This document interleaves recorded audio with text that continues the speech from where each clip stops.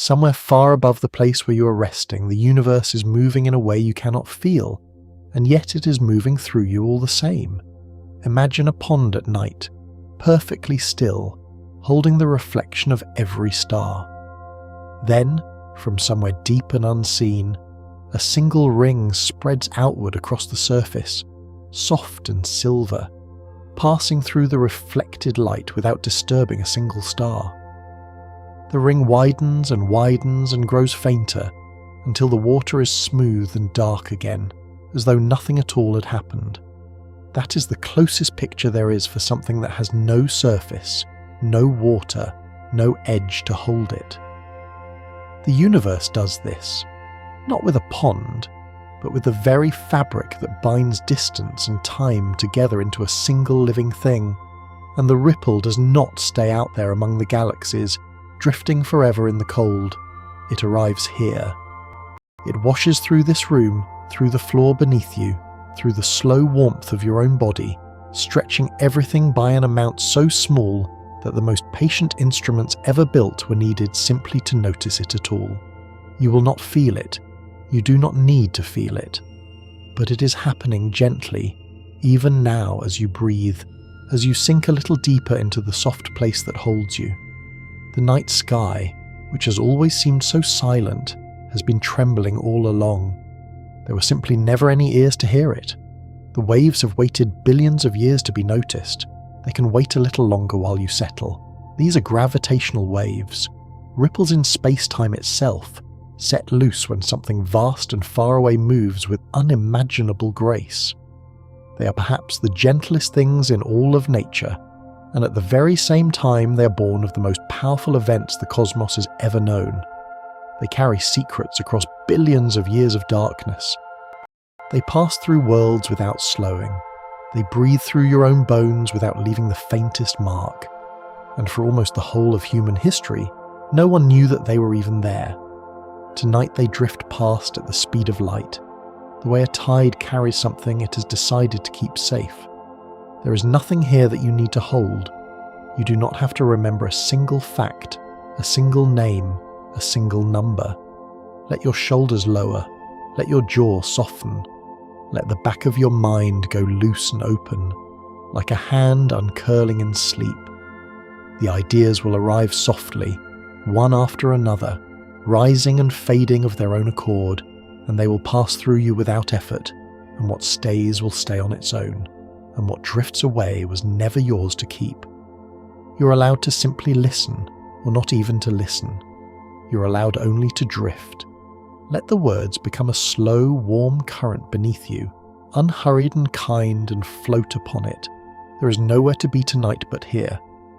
There is nothing to do but rest. If a thought rises, let it rise, and let it pass. The way a cloud passes across the face of the moon, and then is gone, leaving the light behind it untouched. You do not have to push anything away, and you do not have to chase anything down. Everything is allowed to come and go on its own, while you stay soft and warm and still. The first thing worth knowing is the most astonishing of all. For nearly the whole of human existence, the eye looked up and saw only light. The light of stars, the light of planets, the pale smoke of distant galaxies smeared across the dark. The cosmos seemed a picture without sound, a vast and beautiful silence laid out overhead. An entire understanding of the heavens was built from that single stream of light, gathered first in the eye and later in great glass telescopes. The universe read the way one might read a long story by the small glow of a candle. And for all of that time the sky was singing, in a voice too faint to hear, in a language made not of light but of trembling space. The waves were there. They had always been there. They were simply too gentle for any living thing to feel, washing through the earth unnoticed since long before there were creatures to notice anything at all. To know that now is to feel the whole sky lean a little closer. Then, into that long and ancient silence, one mind imagined that gravity might travel, that it might ripple, that space and time themselves might shiver like the taut skin of a drum struck somewhere very far away. The man was Albert Einstein, and he wrote this strange idea down in the year 1916 almost exactly 100 years before anyone could ever hope to prove it. His new picture of gravity suggested that when great masses moved, they would send waves rolling outward through the fabric of the universe at the speed of light itself. It was a beautiful thought, and a daring one, and it lived for a century mostly as an idea, a whisper hidden in the mathematics, a promise the universe had not yet been asked to keep. The truth was patient. It waited, calm as starlight, for instruments that would not exist for generations. And when those waves do finally arrive, they do something so strange that it almost feels like a lullaby. They stretch space in one direction and squeeze it in the other, both at once, over and over, breathing the world in and out. Picture a perfect circle, drawn lightly in the dark. As a gravitational wave moves through it, the circle is gently drawn tall and narrow, then released wide and low, then tall again, a silver pulse, as though the ring of light itself were learning how to breathe. Everything inside that circle changes along with it. Distances grow and shrink. The very meaning of how far apart two things are begins to shimmer and to sway. And yet nothing tears, nothing breaks, nothing is harmed in the slightest. Space-time is elastic, and it returns every single time to exactly what it was before. The universe can be disturbed at its very foundation, shaken to its roots, and still it settles back every time into perfect stillness, exactly as you're settling now. To feel how slight that disturbance truly is, hold this number lightly and then simply let it go, the way you would set down something you do not need to carry any further. When a gravitational wave passes through the Earth, it changes the distance between 2 points by less than the width of a single proton, less than 1/10,000th the breadth of a single atom. Stretch a ruler the whole vast distance from here to the nearest star beyond the Sun, and a passing wave would change that immense length by no more than the width of a single human hair. This is precisely why no one felt them for so long. They are the faintest touch in all of nature, a caress so impossibly delicate that the entire science of physics had to grow up across long centuries before it could even begin to hope to sense it. And somehow, knowing how tender these waves truly are makes the whole night sky feel softer and kinder, more like something reaching toward you than something cold and infinitely far away. The places where these waves are born are never small or quiet. Gravitational waves come from the most violent events the cosmos has ever known, and yet by the time they reach the Earth, they have softened into nothing more than a single whisper. They are made when massive objects accelerate, when they spin and fall and circle and at last collide far out in the deep dark. A single star sitting peacefully alone makes none at all. But two heavy bodies swinging endlessly around one another pour a steady tone into the fabric of space-time, and the heavier and the faster they move, the louder that low note becomes. The universe, it turns out, is full of these distant musicians circling in the dark, sounding in a register far too low and too faint for any human ear. They were always playing, all of them, all along. No one had yet built the instrument that could finally listen. The strangest of those distant musicians were the ones heard first. They are called black holes, regions where gravity has grown so overwhelming that not even light itself can ever climb away, and two of them, locked together, made the very first wave anyone ever managed to catch. Far away, more than 1 billion light years from the place where you are resting, two black holes had been circling one another for ages beyond all counting, drawing closer across millions upon millions of patient years. And then, in the final fraction of a single second, they fell together and became one. In that one instant, they sent a great shudder rolling through all of space-time, a wave that travelled outward at the speed of light, crossing more than 1 billion years of pure darkness, growing fainter the entire way, until at last, on a quiet September morning in the year 2015, it brushed softly against the Earth. And this time, the instruments were ready. This time, it was heard. Nothing about the sky has felt entirely silent since. There is no need to chase that distant sound, or to hold it, or even to fully picture it. Let it pass through you now, the way it passed through the morning that it arrived. The body is growing heavier already, sinking deeper into the warmth beneath you. The breath is moving entirely on its own, slow and deep and even, asking nothing of you at all. The first wonder has already passed through you, a ripple from the very edge of time, and it asks for nothing in return. Another will arrive just as gently, and another after that, while you simply rest and breathe and sweetly begin to let go. The place that finally heard that first wave was not an ear and not a telescope, but something more like a vast and impossibly patient spirit level, laid down with great care across the surface of the world. Its name is LIGO, 4 plain letters standing for the Laser Interferometer Gravitational Wave Observatory, and it is one of the most delicate things this species has ever made. 2 enormous arms reach out from a single central point, set at a right angle to one another, each one a tunnel stretching nearly 2.5 miles across the flat land, longer than the longest bridge ever built, and down the length of each of those tunnels runs a thin beam of laser light. The tunnels are so long, and the Earth itself so faintly round, that the ground beneath them had to be carefully levelled. The far ends lifted a little to keep the beams running perfectly straight. The curve of the whole planet folded into the very design. The light travels all the way to a mirror at the far end, and then travels all the way back, again and again and again, measuring the length of the arm with a care so fine it is almost beyond believing.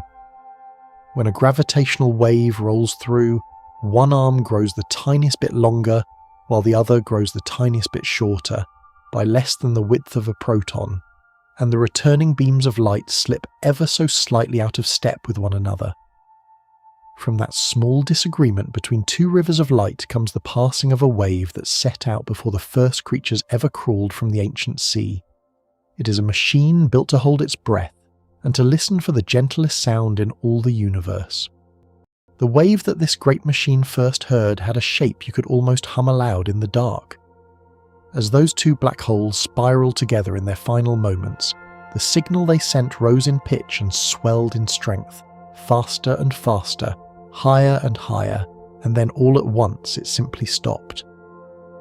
Scientists call this rising note a chirp, like the single soft call of a bird at the very edge of dawn, sweeping upward and then falling away into silence.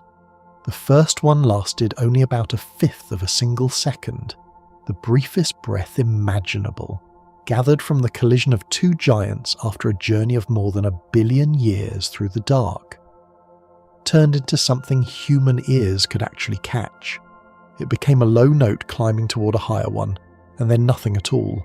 A rising sigh swallowed whole by the surrounding quiet. The universe sounded one single note, and it was caught, and then the deep stillness returned. And out there in the dark waits a whole cosmos of these calls, an entire night full of birds only just beginning to be heard. There is no need to listen for any of them yourself.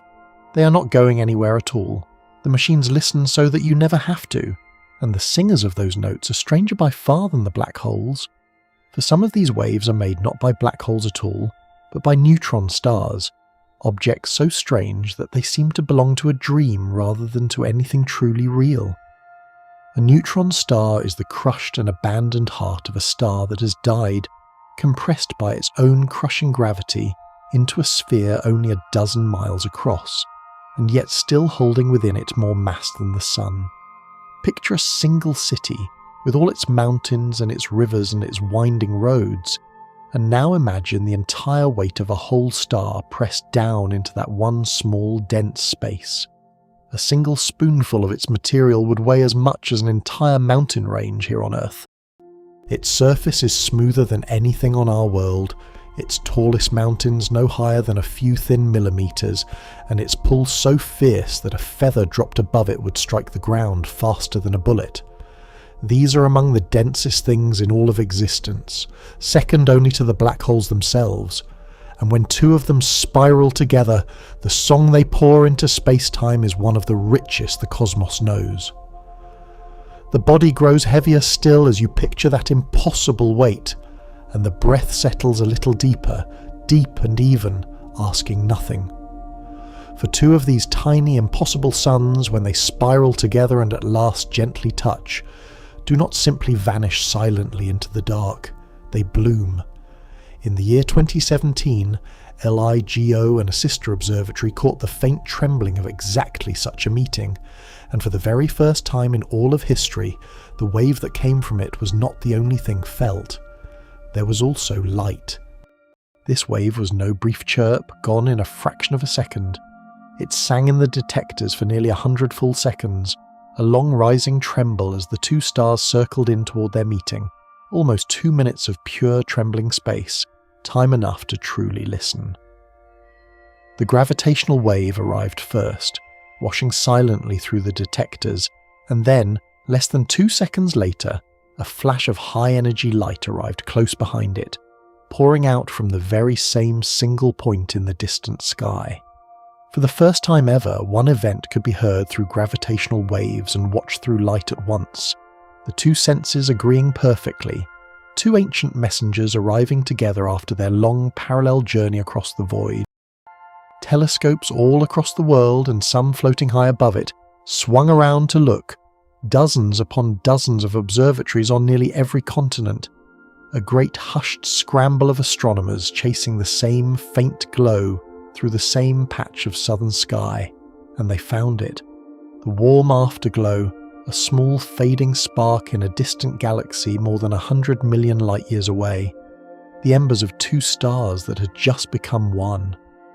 Over the days that followed, that spark cooled and reddened and faded, shifting in colour as the freshly forged metals cooled and dispersed, watched the whole way down by patient eyes around the world. For all of human history before that night, the universe had been watched with only the eye, its light gathered and nothing more. On that one night, for the first time ever, an event was watched and heard at the very same moment, and the whole cosmos felt suddenly, wholly, complete, as though a single voice had found a second voice to answer it in harmony.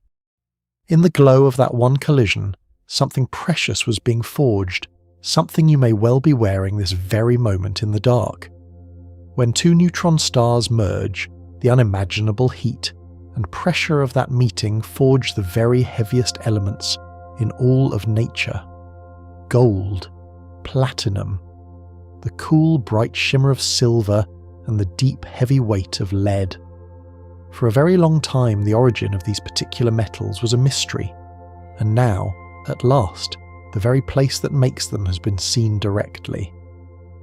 That single collision in 2017 is thought to have forged in just those few short moments many times the entire mass of our own Earth in gold and platinum alone, whole worlds worth of precious metal flung outward into the dark in an instant. The gold in a wedding ring, the platinum in a steel pendant, the heavy and lovely metals scattered all through the Earth and even through your own resting body, much of it was born in collisions exactly like this one, flung outward across the dark in the bloom of dying stars, gathered over billions of years into clouds, into planets, into oceans, into bone. You are, in the most literal and gentle sense, carrying the light of an ancient catastrophe, transformed somewhere along the way into something strangely beautiful. There is nothing at all frightening in that, only the long, patient generosity of the sky. The calm, warm metal of a ring was once, long ago, a wave moving through space-time itself. Hold that thought as loosely as you like. While these waves do something light has never once been able to do, one of the loveliest of all their many gifts. Light, for all of its beauty, can be stopped. A cloud of dust, a curtain of gas, the dense and crowded heart of a galaxy. Any of these things can block the light of distant stars, can hide entirely whatever lies behind them. But gravitational waves pass through everything. They move through dust and gas and even through entire worlds as though those things were simply not there at all, because they are not riding upon space the way that light rides upon it. They are space itself, faintly rippling. Nothing absorbs them. Nothing scatters them aside. A wave that begins in the very deepest dark can cross more than 1 billion years and arrive at the Earth carrying its message almost perfectly intact, dimmed only by the great distance it has travelled, never by anything that stood within its path. Starlight reveals only the bright shining surface of the universe. These waves reach all the way through it, into places light has never touched. And because they pass through absolutely everything, they can carry an image back toward places the eye could never otherwise reach, back toward the very dawn of time itself. The early universe, in its first few 100,000 years, was a thick fog of blazing plasma, far too hot and bright and crowded for any light to ever escape its grip. Only after some 300,000 years and more did the great heat ease enough for that fog to clear, for the first whole atoms to gather, and the light at last to travel free. Look as far back as light itself can possibly go, and there is a kind of wall, a dim and glowing curtain, the very moment the fog lifted, beyond which the cosmos is hidden from sight forever. But the gravitational waves were never once stopped by that fog. They rippled straight through it, freely, set loose in moments no eye and no telescope will ever witness. One day, with instruments yet to be imagined, the faint hum of the universe's very first instant may be caught at last, a sound older than the oldest light there is. Slow now, and let the sheer scale of that wash over you without any need to grasp it. This is the beginning of absolutely everything, and yet here you are, warm and held and small, your breath rising and falling like the gentlest of all the tides. There is room in this universe for the dawn of time and for this single quiet night, both at once, without any strain. And the speed at which these ripples travel is itself a kind of poem written into the structure of the world. Gravitational waves move at exactly the speed of light, the cosmic speed limit, the very fastest that anything in existence can ever possibly go.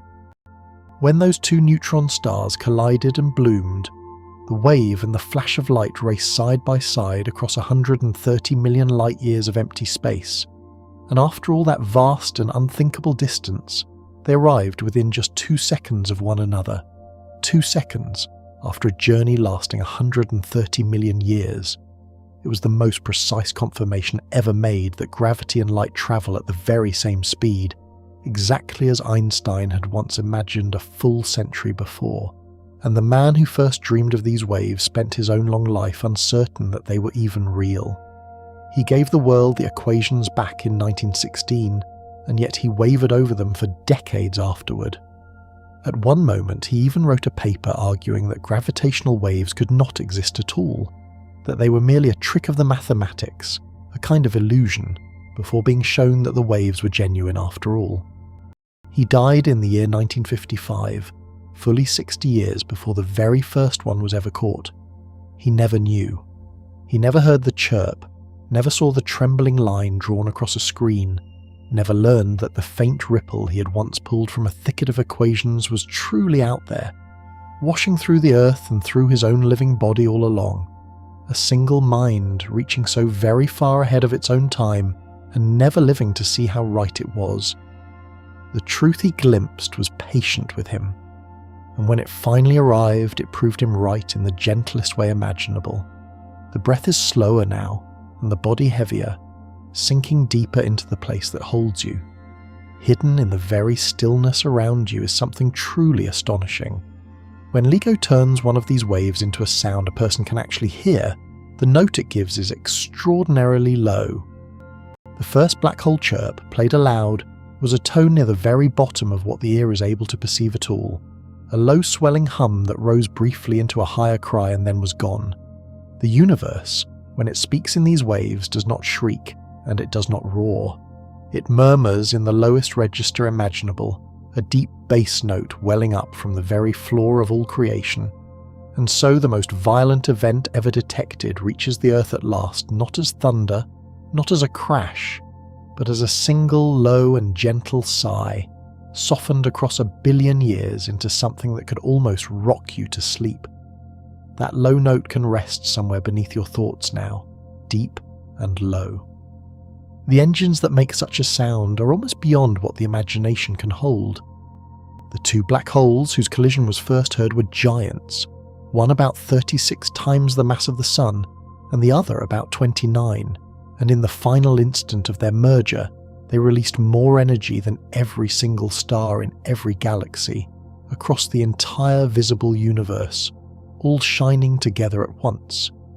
For that brief moment, more power poured out of one small patch of darkness than from all the stars in the sky combined, 50 times over and more. For one fraction of 1 second, that single silent collision outshone everything that exists, not in light, but in the pure trembling of space-time itself. And yet, after its long journey across the dark, it reached the Earth as the very faintest of all possible touches, fainter than a single falling leaf landing on snow. The universe somehow holds both of these truths together without the slightest strain.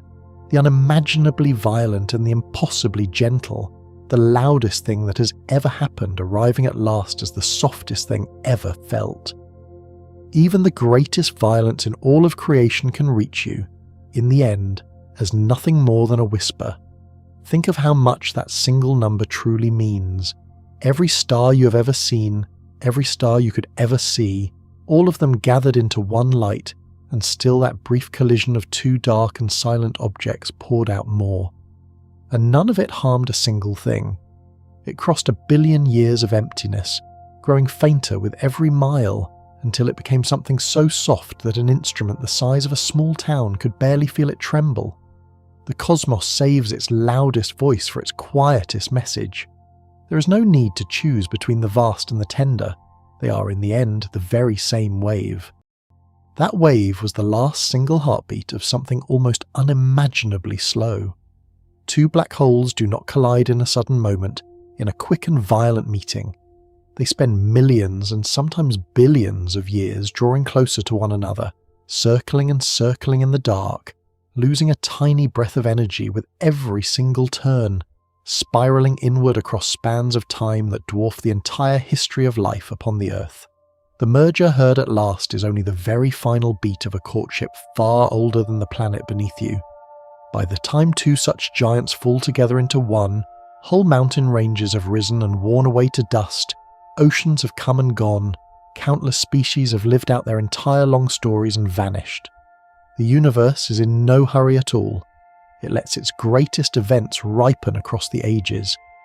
And there is a stillness, deep within your own chest, that already knows how to wait like that, patiently, without strain. A second great listening place was set far away from the first, so that anything heard could be trusted more surely. When that very first wave arrived in 2015, two separate LIGO detectors caught it, one in the state of Louisiana and one in the state of Washington, thousands of miles apart across the whole breadth of a continent. The wave reached one of them about 7/1000ths of a single second before it reached the other, the tiniest sliver of time, exactly the time it takes light itself to cross the width of a continent. From that small delay alone came a first sense of which direction the wave had come from, which distant corner of the sky had trembled. And just as importantly, having two detectors on opposite sides of the land meant the signal could be trusted. For a stray local tremor might shake one of them, but only a true wave from the depths of space could pass through both at once, in just the right order, separated by just the right whisper of time. Two ears, set far apart upon the Earth, listening together to the same impossibly faint sound, and from the difference between them, a first faint idea of where to look. It is a comfort, somehow, for a faint feeling to be confirmed by another. The family of these patient listeners has only continued to grow. A third great detector, called Virgo, sits among the green rolling fields of Italy, its long arms stretched out across the open countryside, and a fourth, named Kagra, waits deep beneath a mountain in Japan, sheltered from the noise of the busy world inside the deep stillness of solid rock. With 3 or 4 detectors all listening together at once, a wave's origin can be pinpointed far more precisely, drawing a smaller and smaller circle upon the great map of the sky, pointing the telescopes of the whole world toward the exact place where something ancient has just stirred. When that neutron star collision arrived in 2017, it was the third detector, faint and far away in Italy, that made all the difference, narrowing the search from a long smeared streak across the heavens down to a small patch of sky the telescopes could actually sweep. With only 2 ears, the wave can be placed along a wide arc. With a third, that arc draws inward to a single small corner. The Earth, in this widening way, is gathering more ears, turning its many patient faces toward the dark, learning to hear together what it once could not hear at all. The body has softened further still, growing heavier and warmer with each slow and easy breath. There is no effort in any of this for you. The detectors hold their long vigil while you rest, and the care those detectors require is a wonder all its own. To hear a signal so unimaginably faint, these great observatories must guard themselves against everything in the world that could possibly drown it out.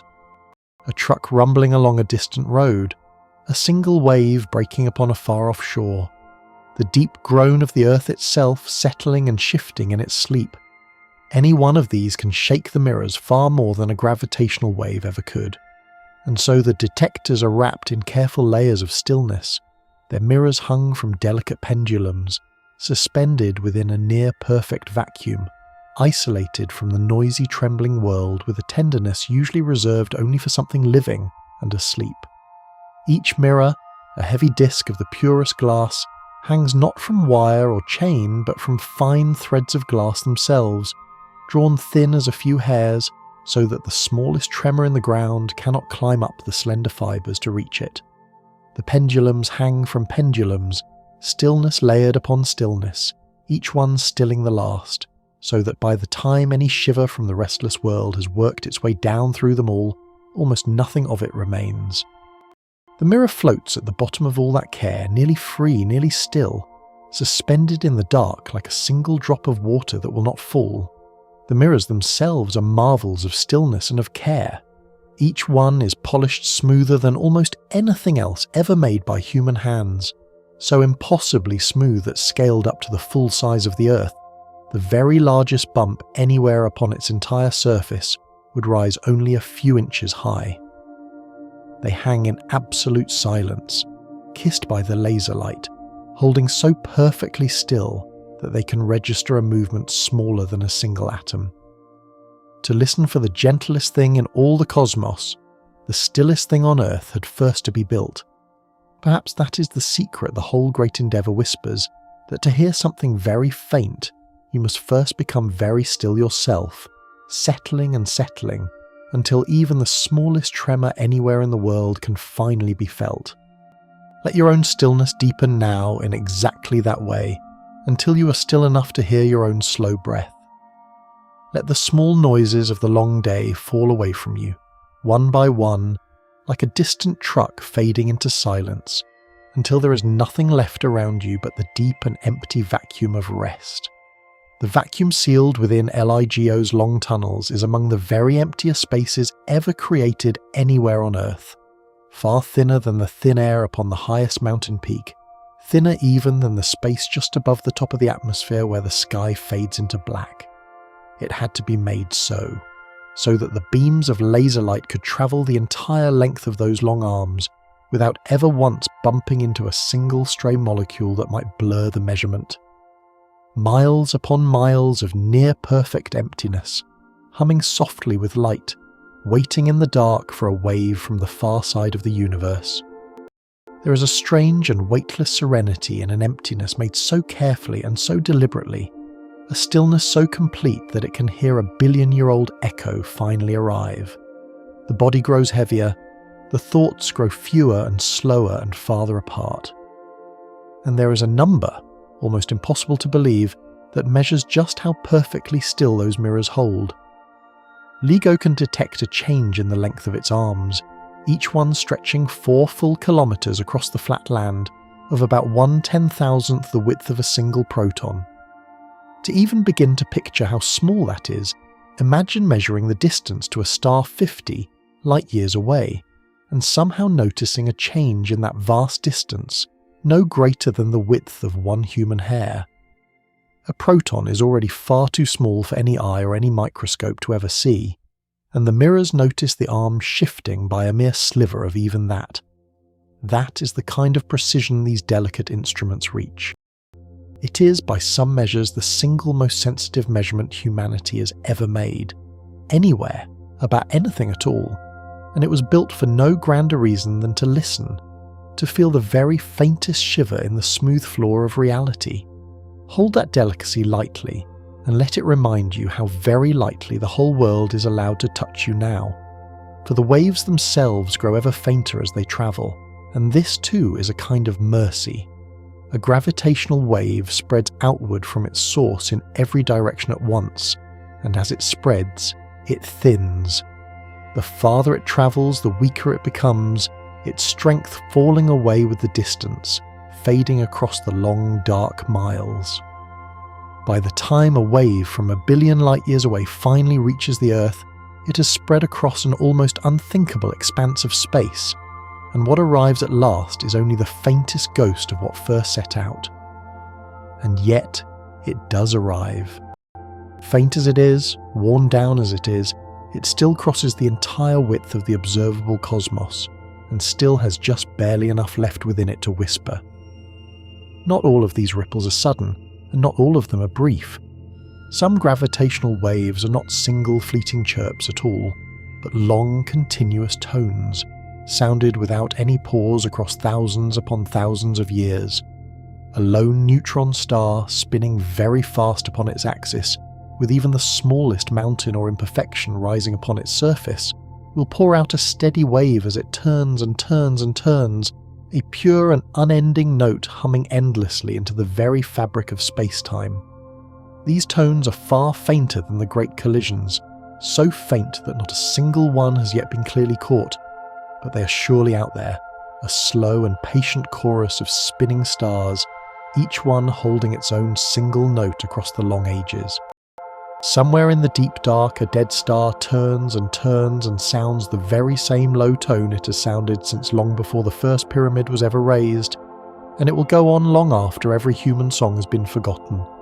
There are tones out in the dark even deeper and slower than that single spinning star, waves so vast that just one of them would take years to fully pass. Some gravitational waves are so enormous, so stretched out across the great reaches of space, that the distance between one crest and the next is measured not in miles but in light years, and a single wave might take years, or even whole decades to wash over the Earth. These come not from pairs of stars, but from pairs of supermassive black holes, the true titans that sit brooding at the very centres of galaxies, each one as heavy as millions or even billions of suns, circling one another as their two great galaxies merge together across the ages. The waves they make are far too slow and too long for an instrument like LIGO to ever feel. To sense them at all, astronomers turn instead to something else entirely, something already scattered across the whole of the night sky, like a vast and silent net of distant glowing clocks. The very idea of a wave that takes years to pass through you can slow your own breathing down further still, with no effort and no hurry at all. To catch those immense year-long waves, astronomers turn to the steadiest natural clocks in the entire universe. They are called pulsars, the rapidly spinning cores of dead stars that sweep great beams of radio light across the cosmos, like distant lighthouses, flashing past the Earth with an astonishing and reliable regularity, some of them ticking hundreds of times every single second, holding their rhythm steadier than any clock ever built by human hands. They formed in the collapse of dying stars, and now they turn in the silence, faithful and precise, keeping a time so perfect that the finest instruments can be set by them. How calming, a thing that keeps such steady time, out there alone in the dark, asking nothing, simply turning and flashing and turning again for millions upon millions of years. The mind can rest upon that steady rhythm now, the steady, sure pulse of a distant star marking time, while you let go of time entirely. And those many clocks make it possible to listen for the very largest waves there are.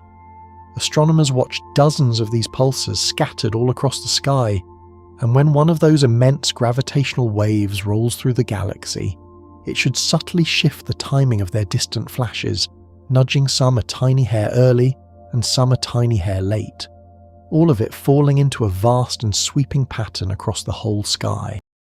The entire galaxy becomes, in this way, a single enormous instrument, a web of natural clocks strung across thousands of light years, all of them trembling faintly and together. In recent years, after decades of patient watching, the very first faint signs of that trembling began to appear, a low hum filling all of space, the distant gathered murmur of countless giant black holes circling far, far away. The galaxy, it turns out, has been sounding its deepest note all along. These waves are so slow, so vast, that the timing of a single pulsar must be tracked for 15 years or more before the pattern can even begin to show, the flashes nudged earlier and later by mere billionths of a second, gathered up across a decade and a half of nights and only then revealing the shape hidden within. This discovery took the careful work of many years and many nations, watching the same patient stars night after night, building up a record long enough and steady enough that the faint signal could finally rise out of the noise. It is a sound no single person could ever have heard alone, gathered instead across decades, across continents, across thousands of separate nights of careful observation. A warm heaviness gathers in your limbs as you picture that, settling you deeper into the bed that cradles you, and the breath grows slow and even and kind.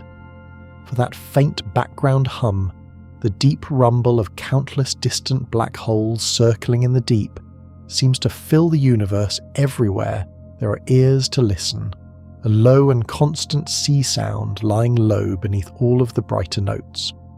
It is, in a very real sense, the slow breathing of the cosmos at its very largest scale, pitched far beneath anything an ear could ever catch, sensed only across years and decades, felt only through the patient watching of those distant flashing stars. Everywhere, in every single direction, space itself is swelling and then settling, and everything floats upon it, carried softly upon a tide far too faint ever to feel. You do not ride the surface of this sea. You're dissolved within it, the way a single note is dissolved within the music that holds it. And here is a thought to hold as lightly as a single feather, for it changes how the body itself feels lying there in the dark. At this very moment, gravitational waves are passing directly through you, not as a metaphor, not as some pretty figure of speech, but truly. The combined and overlapping ripples of countless distant collisions and circling giants are washing through this very room and through your resting body without any pause at all, stretching and squeezing every part of you by an amount unimaginably small, atom by atom, bone by bone, breath by breath. You're not separate from any of this. You're immersed in it completely, the way a fish is immersed in the sea, so utterly surrounded by the medium that you cannot feel it at all. The universe is breathing, very faintly, right through the place where you lie, and it does you no harm whatsoever. It only passes through you, soft as a passing thought, and then continues on its way out into the dark. Some of these particular ripples have been travelling for a very long time in order to reach you here. The very first wave LIGO ever caught had been crossing the deep of space for about 1 1/3 billion years before it finally arrived. When those two black holes merged and sent their great shudder rolling outward, the Earth was a far younger world, its land still mostly bare and empty, its oceans filled only with the very simplest of living things, the first complex life just barely beginning to stir within the warm and ancient water. That wave then travelled and travelled through ages beyond all imagining, while every single story ever told unfolded and ended, while continents drifted apart and ice ages came and went, until at last it reached an instrument built by creatures who had not yet even evolved when it first set out.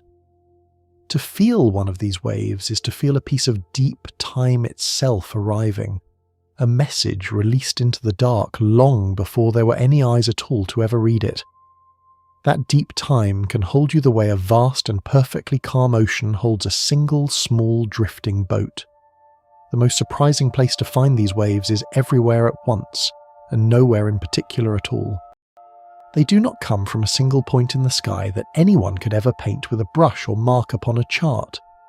They wash in from across the entire sphere of the heavens all at once, from collisions scattered through every galaxy in every direction, near and far, recent and ancient, all of them overlapping into one faint and ceaseless tide. To listen for gravitational waves is to press an ear against the whole of space at once, and to hear it murmuring softly from every side. There is no horizon at all to these particular sounds. They surround the Earth completely, a full sphere of cosmic breathing, and everything floats at the very centre of it, listening outward in every direction all at once. Feel yourself there at the centre of that sphere now, wrapped on every single side in deep and boundless quiet. The breath is slow, the body is still and heavy and warm. And the instruments that listen for all of this have grown, across the years, more tender and more sensitive than anyone first dared even to dream. When LIGO was first imagined, a great many people openly doubted that it could ever truly work, that any machine built by human hands could possibly hold steady enough to feel a movement so vanishingly small. It took decades of patient and stubborn effort by many thousands of people, refining the lasers, perfecting the mirrors, learning to quiet every last tremor, until the impossible became merely very difficult, and then, at long last, became real. The very first detection was the ripened fruit of 100 years of dreaming, and 40 years of careful building, and when the signal finally came, it was clear and clean and unmistakable, exactly the shape the old equations had long ago promised it would be. The reward of that long patience can be yours too now, the slow and certain settling of a long day at last into the deep stillness of sleep. And the discovery, when it finally came, gathered together the unseen work of so very many hands. More than 1,000 scientists from all around the world had built and tended those detectors across the years, and the very first wave belonged to every one of them at once, and to no single one of them alone. People who had spent their entire careers preparing for a signal they could never be fully certain would ever truly come, heard it at the same moment, in laboratories scattered across many different countries, in the small hours after the data first arrived. It was a wave that had crossed 1 billion years of empty space, and it was met, at the very end of its journey, by an answering wave of human attention that had crossed whole continents and whole generations in order to be ready and waiting for it. Stranger still, and softer than all the rest, is this. When a gravitational wave passes through a region of space, it does not always leave that space exactly as it found it.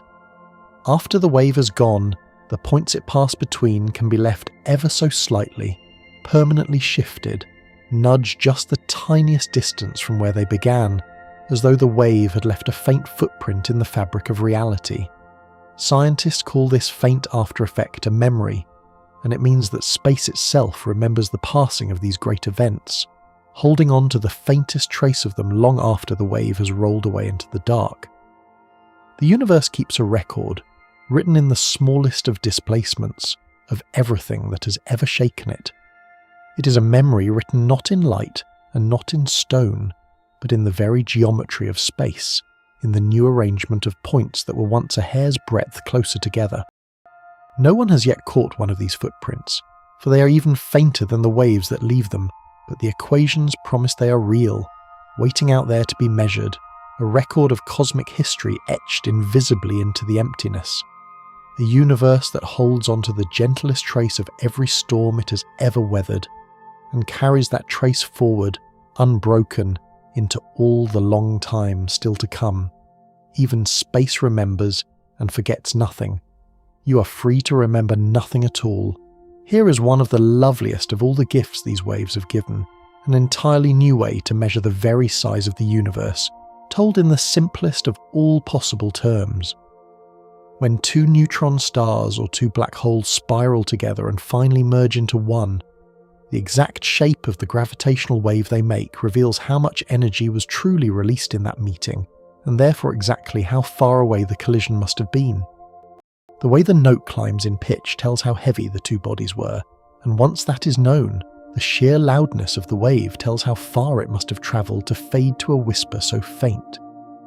A bright sound nearby, and a bright sound far away may reach the ear at the same faint level, but only if the distant one was far louder to begin with, and the climbing note reveals exactly how loud it truly was. So the wave itself plainly tells its own distance, with no need at all to compare it against anything else, no need to guess, no need to assume. Scientists call these remarkable events standard sirens, and from them the vast and yawning gulfs of space can be measured directly. The sheer breadth of the cosmos read from the slowly fading note of a single distant merger. One chirp, listened to with enough care and enough patience, becomes a measuring rod laid across 1 billion light-years of darkness. The universe, it seems, has been telling its own true dimensions all along, if only there were a way to truly hear it.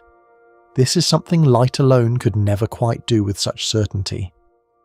To measure distance with starlight, astronomers must build a long and delicate ladder, each rung resting upon the one below, every step carrying a little more uncertainty than the last.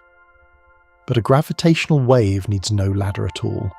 It simply announces, in the pure shape of its own fading note, exactly how far it has come. A single honest measurement, free and clean, reaching across the dark from a place no telescope could ever resolve. A ruler made entirely of sound, laid clean across 1 billion light-years. These standard sirens are now helping to answer one of the very deepest and oldest questions ever dared. For nearly a full century it has been known that the universe is expanding, every distant galaxy drifting steadily away from every other one, the whole of space itself swelling outward like rising bread left in a warm and quiet kitchen. But the exact speed of that great expansion has been stubbornly, frustratingly difficult to pin down with any certainty. Two careful ways of measuring it, one reading the ancient afterglow of the young cosmos, and one stepping outward along the ladder of nearer stars, have for years given two slightly different answers, a small and stubborn disagreement that no one has quite been able to settle. And so a third voice, entirely its own, is exactly what was needed. Gravitational waves now offer a fresh and independent way to measure it, owing nothing to either older method, a new thread carefully woven into an old and tangled question, drawing it toward a clear answer at last. The faint trembling of distant merging stars is being used to weigh the growth of the entire cosmos, the very smallest and faintest of all possible signals, helping to map the largest motion there is. The whole vast universe is expanding all around you, slowly and silently, while you grow only stiller and softer within it. There is no hurry at all within that great cosmic swelling, and so there need be none within you either. And as the cosmos expands, it stretches these ancient waves right along with it, lengthening their deep music as they travel across the ages. A wave that set out long, long ago, crossing billions of years of steadily expanding space, finally arrives with its note drawn out longer, its pitch lowered further, its whole rhythm stretched by the very growth of the universe that it crossed. The very oldest waves are therefore the deepest of all, their voices pull down toward the lowest possible tones simply by their long journey through an unfolding and ever-widening cosmos. To hear one truly ancient wave is to hear the expansion of the universe itself written directly into the sound of it, a song slowed and deepened by the patient stretching of the very road it travelled. The music slows within you too now, every single thought stretching long and low as it drifts away. The breath is unhurried, the body is deeply and warmly at rest, and these waves carry within their very shape, written into their rise and their fall, the most intimate details of the very objects that first made them. From the precise pattern of a single chirp, the masses of the two bodies that merged can be carefully read, how fast each of them was spinning, even the way that they were tilted in space as they fell together. The wave is a kind of letter, dense and rich with information, describing in fine and careful detail the death of two distant objects no eye will ever see by any other means at all. They cannot be photographed, they can never be visited. But their final wave can be read, and from it alone very nearly everything about them learned, as though deciphering a whole long life from a single fading word carried in on the wind. That single fading word is more than enough now.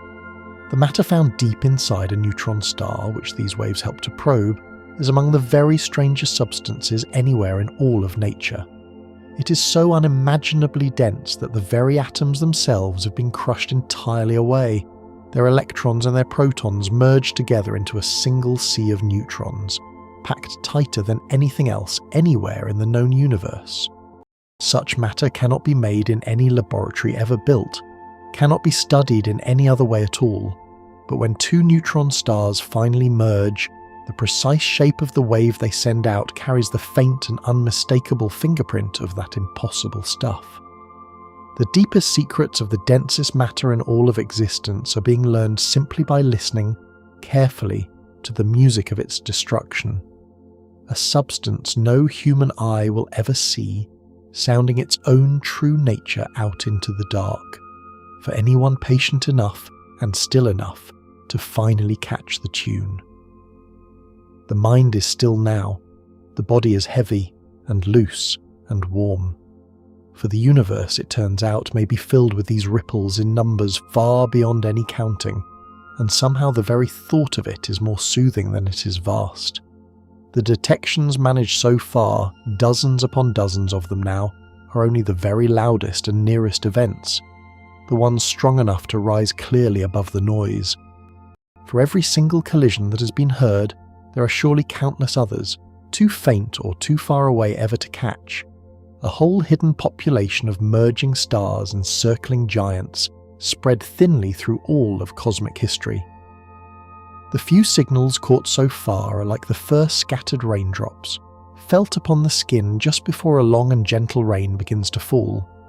The sky's full of waves no ear has yet learned how to hear, and each new and finer instrument reveals just a little more of them. A soft and endless rain, falling somewhere far beyond your closed and resting eyes, asking nothing of you, washing nothing away.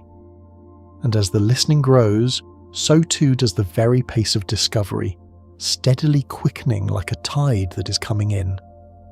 In the very first years of detection, gravitational waves were rare and precious things, caught only a small handful of times, each one a great event in itself, celebrated around the world. But as the detectors were carefully tuned and patiently improved year after year, the signals began to come more and more often, until now a new wave is caught every few days, and sometimes faster still, each one of them another collision happening somewhere far out in the deep. What began as a single astonishing and almost unbelievable event has become a steady and reliable stream, a running record of the universe's own restlessness, written down one faint ripple at a time. The cosmos has been doing this forever, since the very beginning. The diary has only just begun to be kept. That steady stream can carry your thoughts along, like leaves drifting upon a slow and winding river, one after another, drifting out of sight. There is no need at all to follow any single one of them, and there is a name for this beautiful new way of knowing the cosmos, a lovely one to hold lightly in the mind. Astronomers call it multi-messenger astronomy, the practice of studying a single distant event through more than one kind of signal at the very same time, through light and through gravitational waves together, and sometimes through other faint messengers as well. For all of human history before this, the universe had sent only light, a single stream, and an entire understanding of everything had been built from that one single river. Now it sends light and trembling space at the very same moment, two letters written in two different hands, each one describing the same far-off event, to be read carefully, side by side. And light itself comes in many colours the eye can never see, the soft warmth of radio, the high, bright sting of X-rays, each one telling its own part of the story, so that a single collision can be heard and seen and felt across a whole spread of senses at once.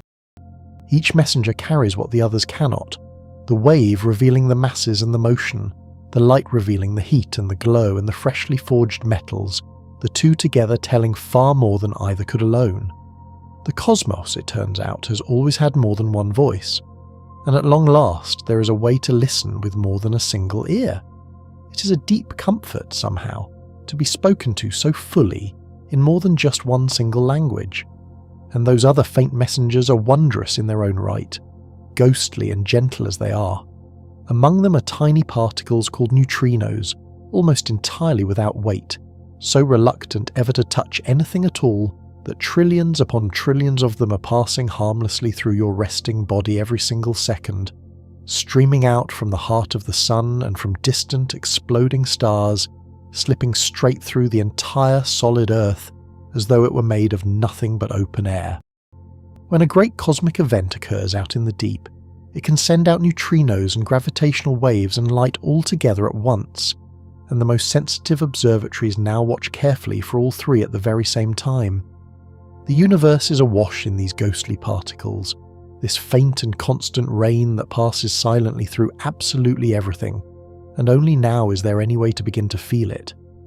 To catch even a single one of them, scientists build enormous detectors deep underground, vast tanks of pure water or clear ice buried far beneath mountains and beneath the polar snow, waiting in the dark for the rare, faint flash of a neutrino finally touching something.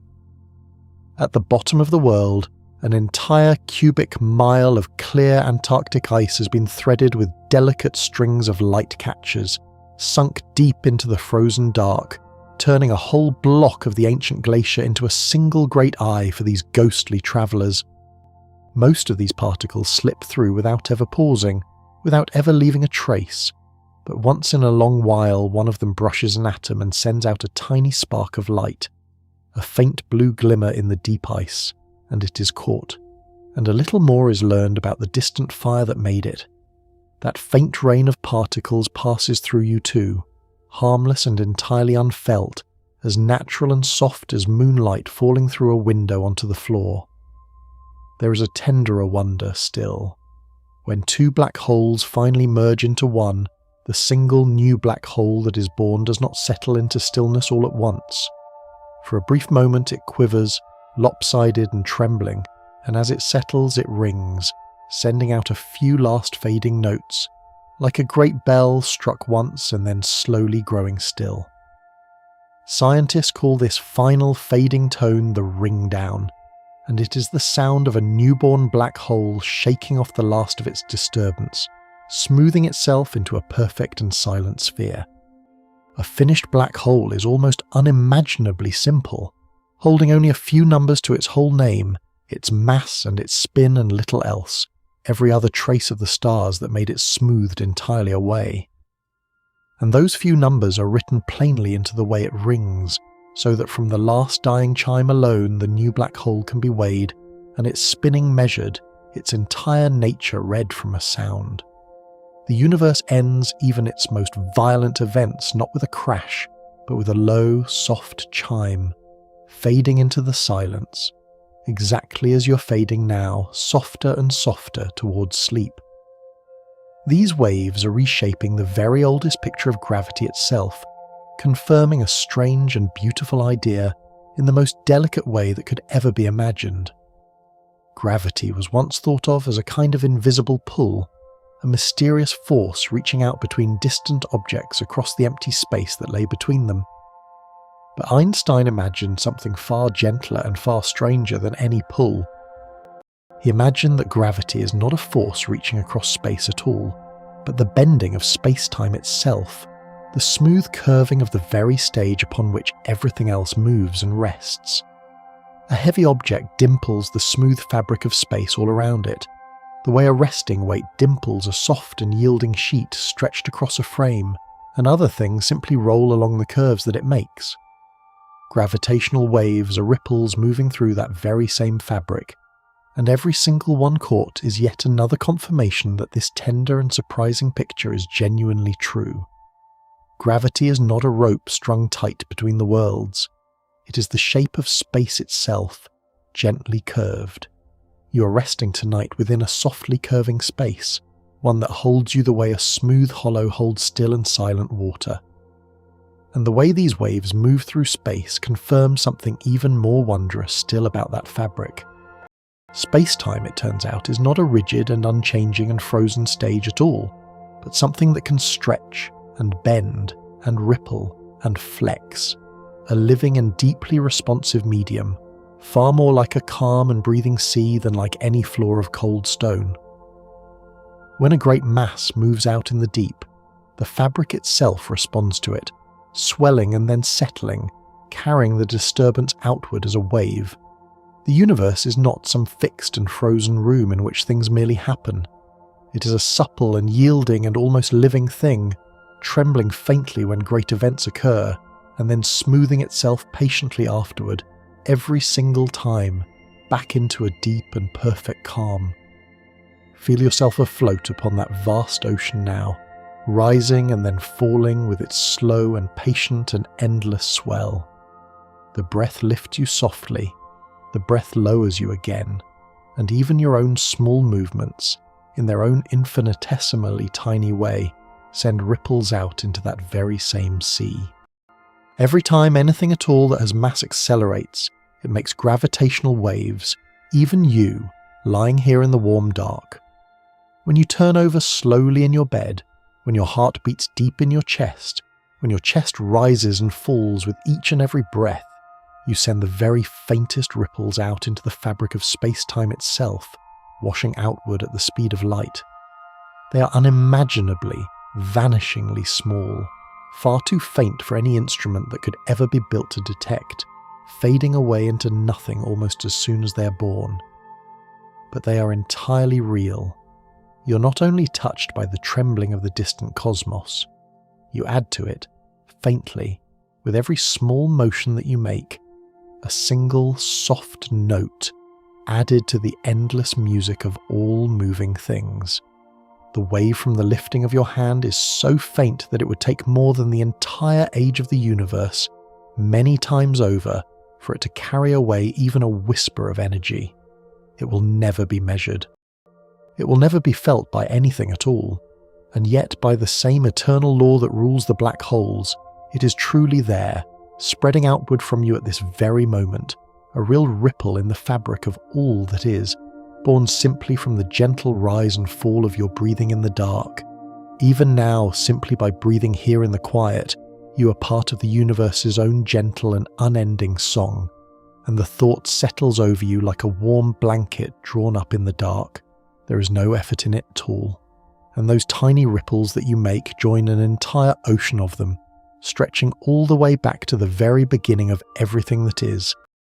Every star that has ever burned, every planet that has ever turned, every two bodies anywhere that have ever circled one another in the dark has been adding its own waves into space-time since the very dawn of time, an endless overlapping of ripples upon ripples upon ripples, building up a faint and ceaseless and shoreless sea of trembling that fills the whole of space. You float within that gathered and accumulated whisper of everything that has ever moved anywhere at all, and so does the bed, and the room, and the warm, settled weight of your own body. The cosmos remembers every single motion, in the very faintest stirring of its own fabric, and everything afloat is held softly within that vast and patient memory. Held softly in the deep remembering of the whole moving universe, the body is heavy and still, the mind slow and dim, and there is a deep stillness at the very heart of all this endless motion, a place these waves point toward. For all of their trembling and their shaking, gravitational waves are, in the end, governed by only a few simple and graceful laws, the very same laws everywhere you could ever look, simple and steady and entirely unchanging. The wave that arrives from a distant collision obeys exactly the same rules as a single apple falling from a tree, the very same rules that hold you firmly and surely against your bed tonight. from the largest of all merging giants down to the smallest stirring of your own faint breath. One deep and unbroken harmony runs through all of it, binding the entire cosmos together into a single calm and reliable order. The same gentle law that holds all the distant stars in their long wheeling dances holds you too here in the dark. These waves have given something else, something long wanted. They have given the first direct proof that black holes truly exist. For decades, black holes were mostly a prediction, a strange answer that fell out of the equations, glimpsed only indirectly through their pull upon the stars and the gas swirling near them. None had ever been touched, or heard, or caught as the thing itself. And then that first wave arrived, carrying the unmistakable signature of two black holes spiraling together and merging into one, a shape that could be made by nothing else in all the universe. In that single fifth of a second, the strangest objects ever imagined stepped at last out of theory and into the realm of things truly observed. The voice of the darkness itself had finally been heard. And not only are black holes real, they can find one another in the vastness and pair and dance and merge. Two of the darkest, most solitary things in all of creation, somehow drawn together across the emptiness, circling for an age, and at last becoming one. That very first pair held another surprise, for the two were heavier than anyone had quite expected such black holes to be. Born from stars more massive than the ones close by, hinting at whole families of dark giants forged in the early universe that no telescope had ever revealed. The wave brought not only proof that they exist, but the first faint sketch of how heavy they can grow, and how readily they seek each other out across the dark. There is a strange tenderness even in that, in two black holes keeping company through the long dark before the end. That is a deep and settling kind of certainty, and you can rest within it now, the breath slow, the body heavy and warm, and the discovery was honoured in the way the world honours its greatest moments. Just 2 years after that first wave was caught, the scientists who had imagined and built the great detectors were awarded the Nobel Prize, the highest recognition the world can offer, for opening an entirely new window onto the cosmos. It was given to a small few who had founded the great endeavour, but it belonged in spirit to the thousands who had laboured across the decades to make the impossible real, a collaboration of more than 1,000 scientists drawn from dozens of nations, each adding a single small stone to a structure none of them could have raised alone. A prize for patience in a way, for the long faith that a signal would one day come, held steady across a lifetime by people who could not be sure they would live to see the day. Some who first dreamed the detectors had grown old waiting. Some had spent 30 or 40 years polishing a single idea, tending it through every doubt and every setback, trusting that the universe would, in the end, keep its old promise. And it did. The signal came, clear and unmistakable, and the long waiting was over. An older story drifts up out of the dark now, slow and dim, for the waves had been whispering their existence for much longer than that, in a story that began long before LIGO was ever switched on. Long before any wave was caught directly, its fingerprint had already been found, written into the long dance of two distant stars.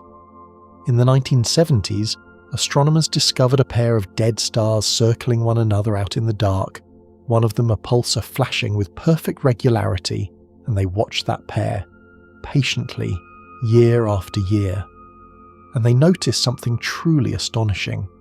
The two stars were spiralling closer together, their orbit shrinking by only a few yards each year, drawing nearer by a hand's breadth, and then a little more with every long circuit, losing energy somehow, exactly as much energy as they would lose if they were pouring it away as gravitational waves.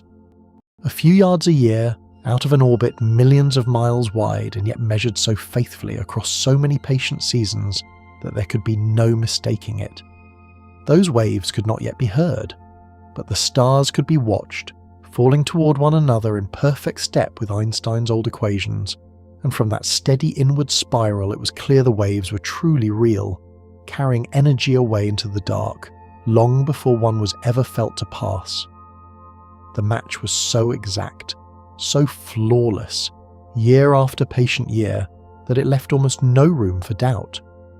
The orbit shrank by exactly the amount the equations promised, no more and no less, as though the two stars were reading from the same exact sheet of music that Einstein had written half a century before.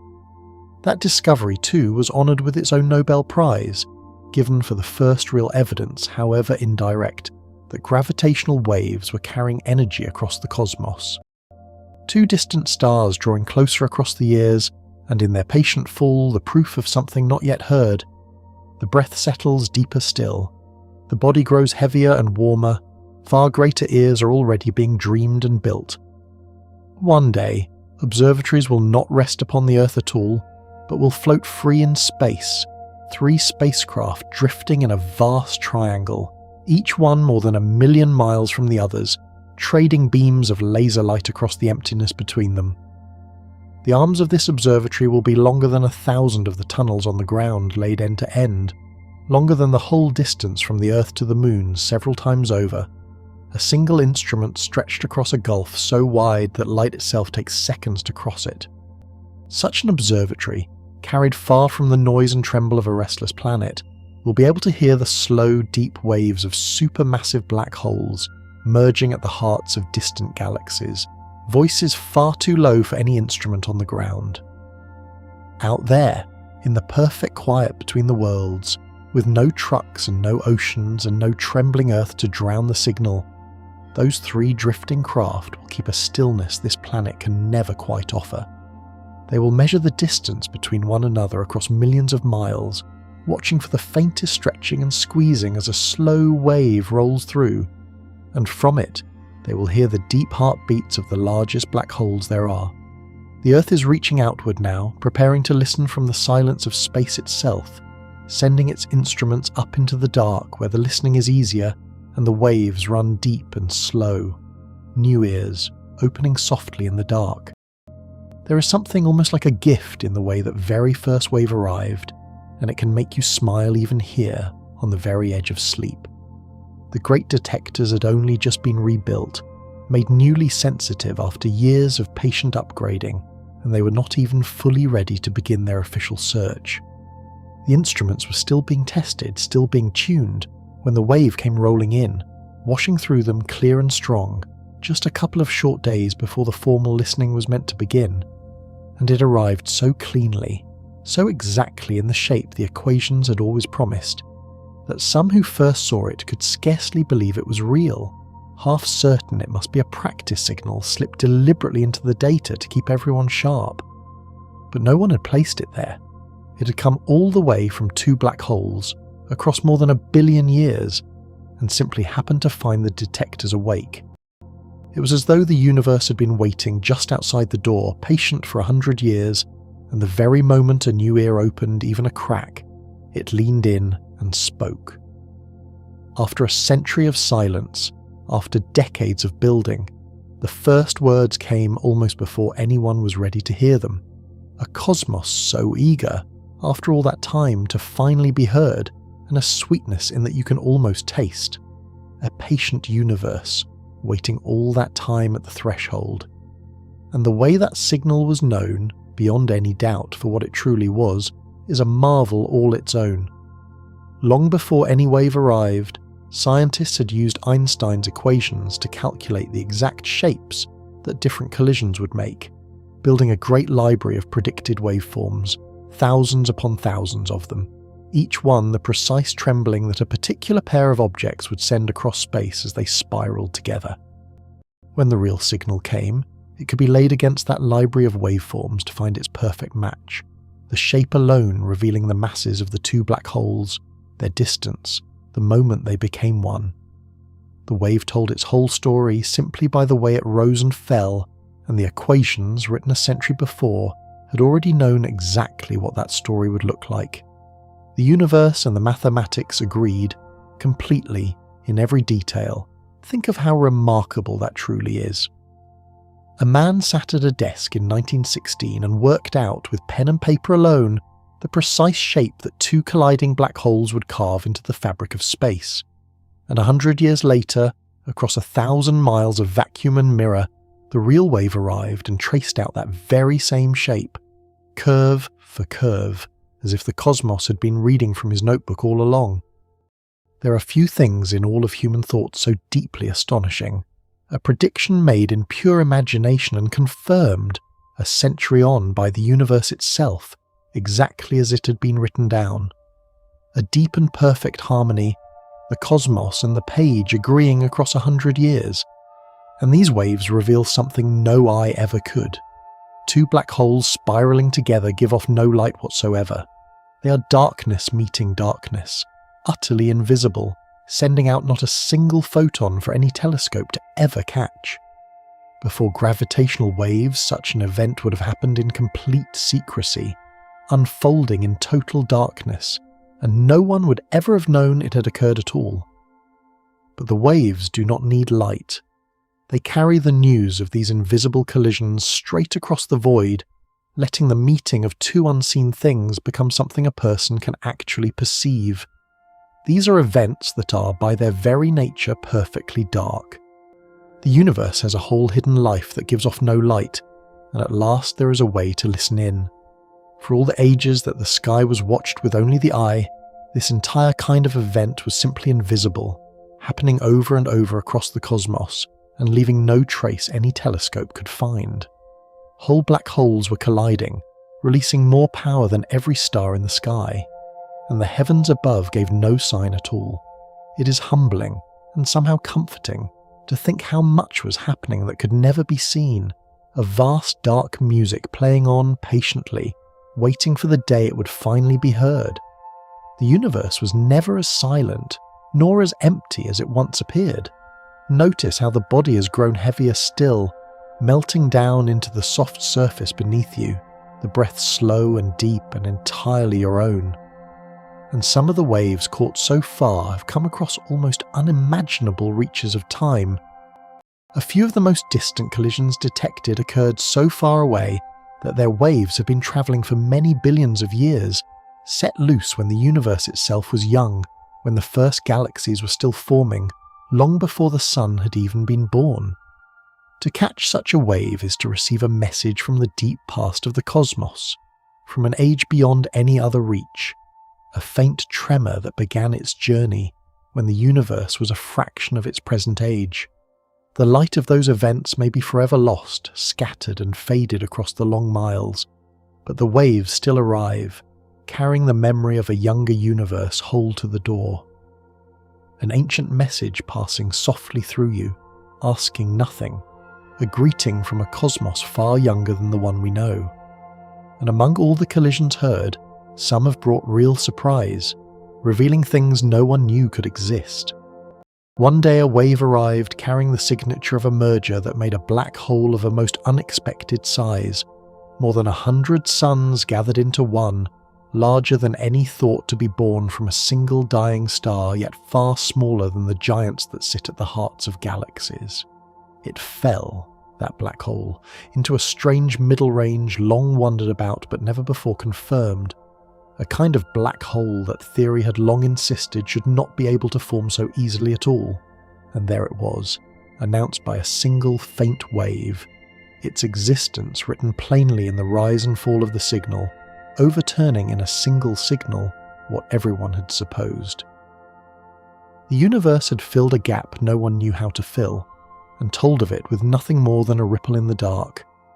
Every new wave holds the chance of such a surprise, a thing no one knew was there, arriving faint from the deep.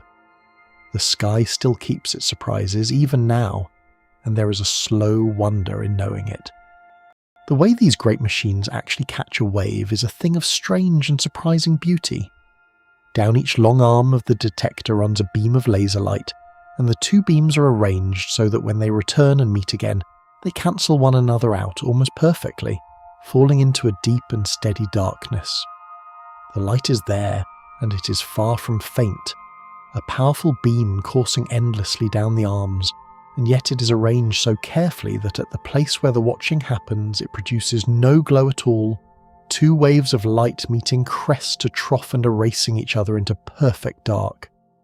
And then, when a gravitational wave rolls through and stretches one arm by the tiniest amount, the two beams slip the faintest bit out of step, and a little light appears where there had been only darkness. The whole instrument is built to keep that one spot dark, to guard the darkness so jealously that the smallest flicker of returning light can mean only one thing. That small flicker of light, born from the breaking of a perfect balance, is the wave itself made visible. The cosmos is caught trembling by watching a darkness gently brighten. A deep stillness lives in that image, two beams of light holding each other in perfect balance until the cosmos disturbs them. Let your own thoughts hold that same perfect balance now, soft and even and still. And to make the measurement even finer, the light does not simply travel down each arm a single time. It is caught between mirrors and made to bounce back and forth, hundreds of times over, before it is finally allowed to return, so that its true path stretches not for a few miles, but for hundreds of miles, folded over and over within those long tunnels. Each bounce lets the light feel the stretching of space a little more, gathering up the faint signal and adding it together, again and again, until the whisper becomes just barely loud enough to hear. The light paces patiently up and down the arms like breath moving in and out, drawing the signal slowly out of the silence. That patient rhythm can slow your own breathing further now, in and out, unhurried and deep. And there is an even subtler trick, reaching down into the strange world of the very small. At the finest scale, the laser light itself flickers and shivers, a faint quantum trembling that sets a natural limit on how finely anything at all can be measured. But scientists have found a way to quiet even this, carefully reshaping the light at the quantum level, smoothing away some of its restlessness so that the instrument can hear a little more faintly still. They call it squeezed light, and it lets the detector reach beneath what once seemed an unbreakable floor of uncertainty, listening into a stillness deeper than nature seemed to allow. With it, the great instruments can hear a little farther into the dark, gathering up collisions that would otherwise have passed by entirely unheard, the reachable universe widening with each small gain. The very flickering of light itself has been calmed, simply in order to hear the universe a little better. It is a strange and beautiful idea that to listen more finely one had to reach down into the smallest restlessness in nature and soothe it, the way you might smooth a wrinkle from a sheet, or quiet a child's fretful breathing in the night. Even light, it turns out, can be calmed. Even the faint trembling at the very bottom of things can be eased into a deeper stillness. The body is heavy now, and warm, and the mind is growing soft and slow and dim. And of all the strange truths Einstein gave the world, this was perhaps the one he least expected anyone would ever confirm. He gave many predictions, and one by one, across the long century, they came true. The bending of starlight, the slowing of clocks, the curving of space around the sun. But gravitational waves seemed, even to him, to be forever beyond reach, far too faint, far too delicate.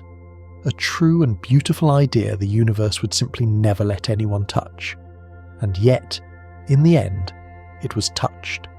The very prediction he thought most hopeless became real, caught and confirmed and listened to, again and again. The faintest of all his promises turned out to be one that could be kept after all. A faint hope held for 100 years and at last made real, and the heart eases at the thought. The breath grows slower still, soft and certain. And with that first detection, an entire new way of seeing the universe swung open, like a window unsealed for the very first time. Before that morning, all of astronomy had been built upon light and upon the other faint particles that drift down from the sky. Now there was something wholly new, a whole new sense, a way of feeling the cosmos through the trembling of space itself.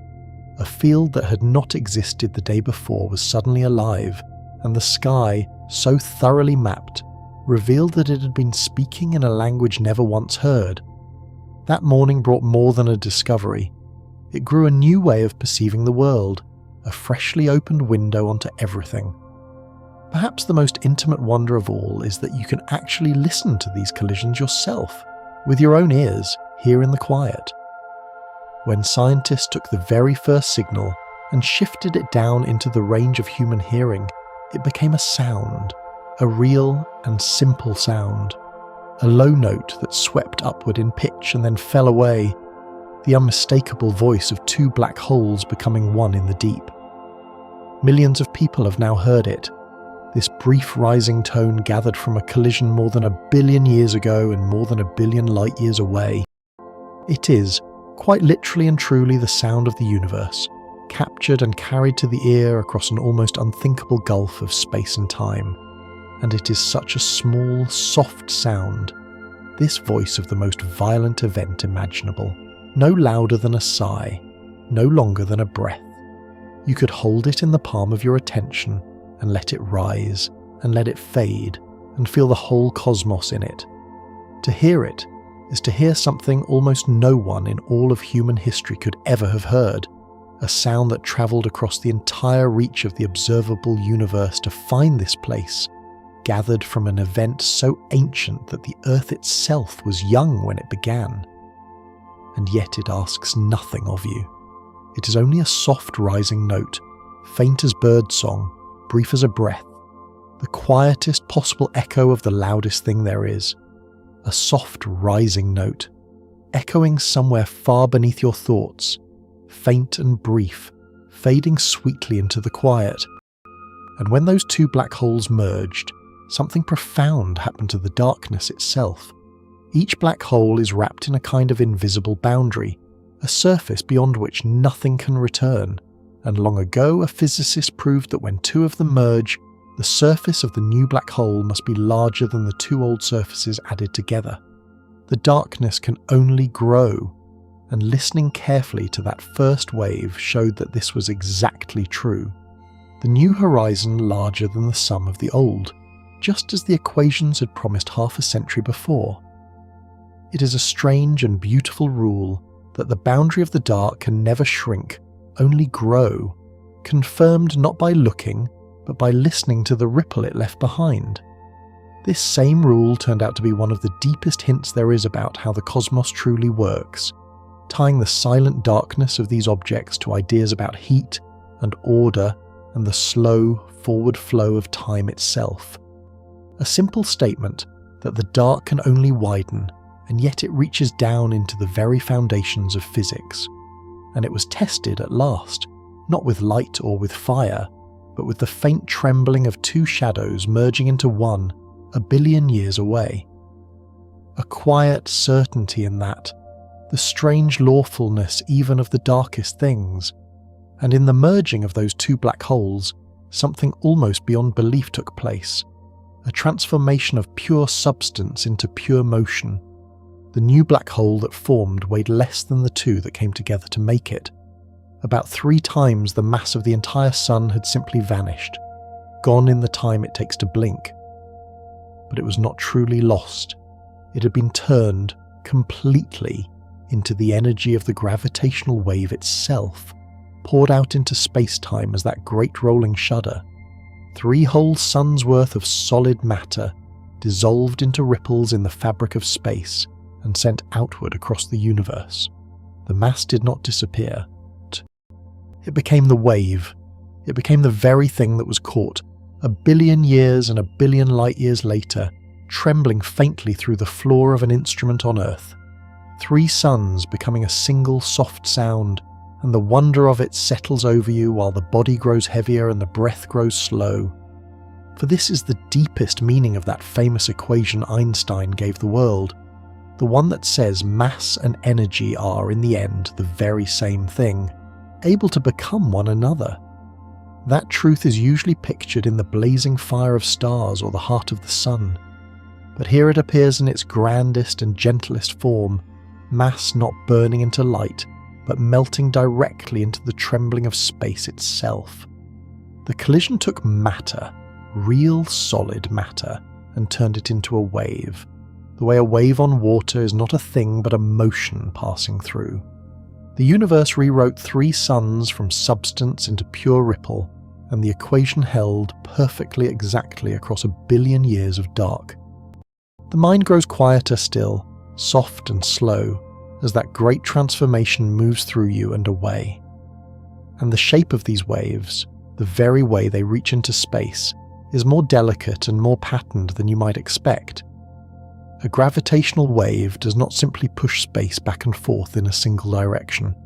It comes in 2 distinct patterns, 2 ways of stretching and squeezing the fabric at once, which scientists call by simple names, one a kind of cross and one a kind of plus.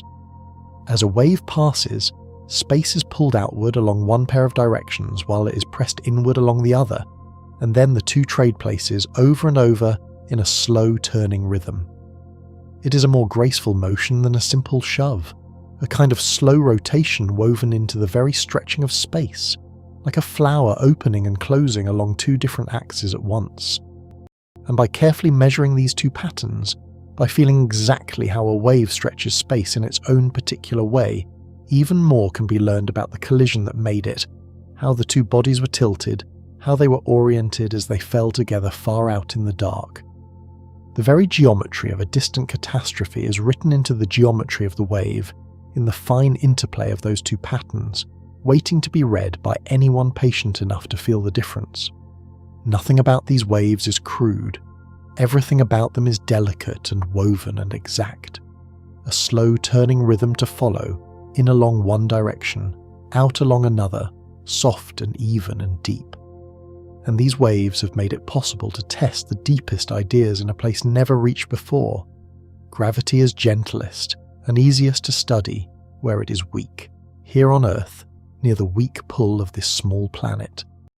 But near 2 merging black holes, gravity becomes almost unimaginably fierce, bending space into shapes more extreme than anywhere else in all the cosmos, and for the first time, gravitational waves reveal what happens there, in that place of the most violent gravity there is. And Einstein's old equations, written for a far calmer world, held true even there, even at the very edge of the possible, even where space itself is folded almost beyond recognition. The way that wave and its flash of light kept pace across all those ancient years confirmed, to a precision almost beyond imagining, that the ripples of gravity race through space neither faster nor slower than light itself, the 2 agreeing to within a tiny sliver of a single part in 1,000,000 billion. The theory passed its hardest test, in the most extreme place imaginable, and never once faltered. A law so faithful that it holds even at the very brink of darkness, steady where everything else gives way. The breath settles deeper still, slow and easy, and the body sinks softly into the warmth that holds it. And the full range of these waves is as wide and rich as the keys of some vast and cosmic instrument. Just as sound can be high or low, fast or slow, gravitational waves come in an enormous range of frequencies, from the quick-rising chirps of small black holes that an instrument like LIGO can hear, all the way down to the immense, slow, years-long waves of the great galactic giants, sensed only through the patient timing of distant stars. To hear them all takes many different instruments, each one tuned to its own part of the range, like different instruments in an orchestra, each playing its own register. The universe sounds across a span of notes so wide that no single ear could ever take in all of it, from the highest faint chirp down to the deepest endless drone. And ears are being built, one by one, for every octave of that great cosmic song. Those many notes blend softly into one low and soothing hum around you now, an orchestra playing too slowly and too deeply to ever quite hear. And when a wave does arrive, the response on Earth is a swift and beautiful choreography. When the detectors catch a signal that might come with a light, an alert goes out at once, racing around the world in moments, and telescopes everywhere swing toward the same patch of sky, all of them hurrying to catch the fading glow before it slips away. Astronomers who may have been resting awoken in the night, observatories on mountain tops and satellites high above the Earth all turn together toward a single distant point, guided there by the trembling of space. It is a kind of worldwide gathering, swift and silent, the whole listening earth turning as one toward a message from the deep. And then, having looked, they settle again and wait for the next faint call from the dark. The body is heavy now, and the mind soft and slow, drifting towards sleep. And the many waves caught so far have begun to reveal how often these great collisions happen across the whole of the cosmos. Counting up the signals, and reckoning how many fainter ones must be slipping past unheard, astronomers now believe that somewhere in the observable universe, 2 black holes merge every few minutes, and pairs of neutron stars somewhat less often. A steady and ceaseless drumbeat of distant collisions, far more frequent than anyone once imagined. While you have been lying here, drifting, dozens of these mergers have already taken place, scattered through the deep, each one sending its faint ripple outward into the dark. The universe is endlessly, restlessly busy, full of endings and beginnings happening all the time, in every direction forever. And almost none of it disturbs the deep calm of this single quiet night. That ceaseless distant drumbeat is a kind of lullaby now, soft and far away, a reminder that the cosmos hums along tirelessly while you rest. There is one last wonder before the long, slow descent into the quiet. When those 2 neutron stars merged in 2017, what they left behind for a brief shining moment may have been one of the strangest objects the universe can make, a single ball of impossibly dense matter, spinning furiously, too heavy to last, held up for only an instant by its own wild spin before collapsing at last into a black hole.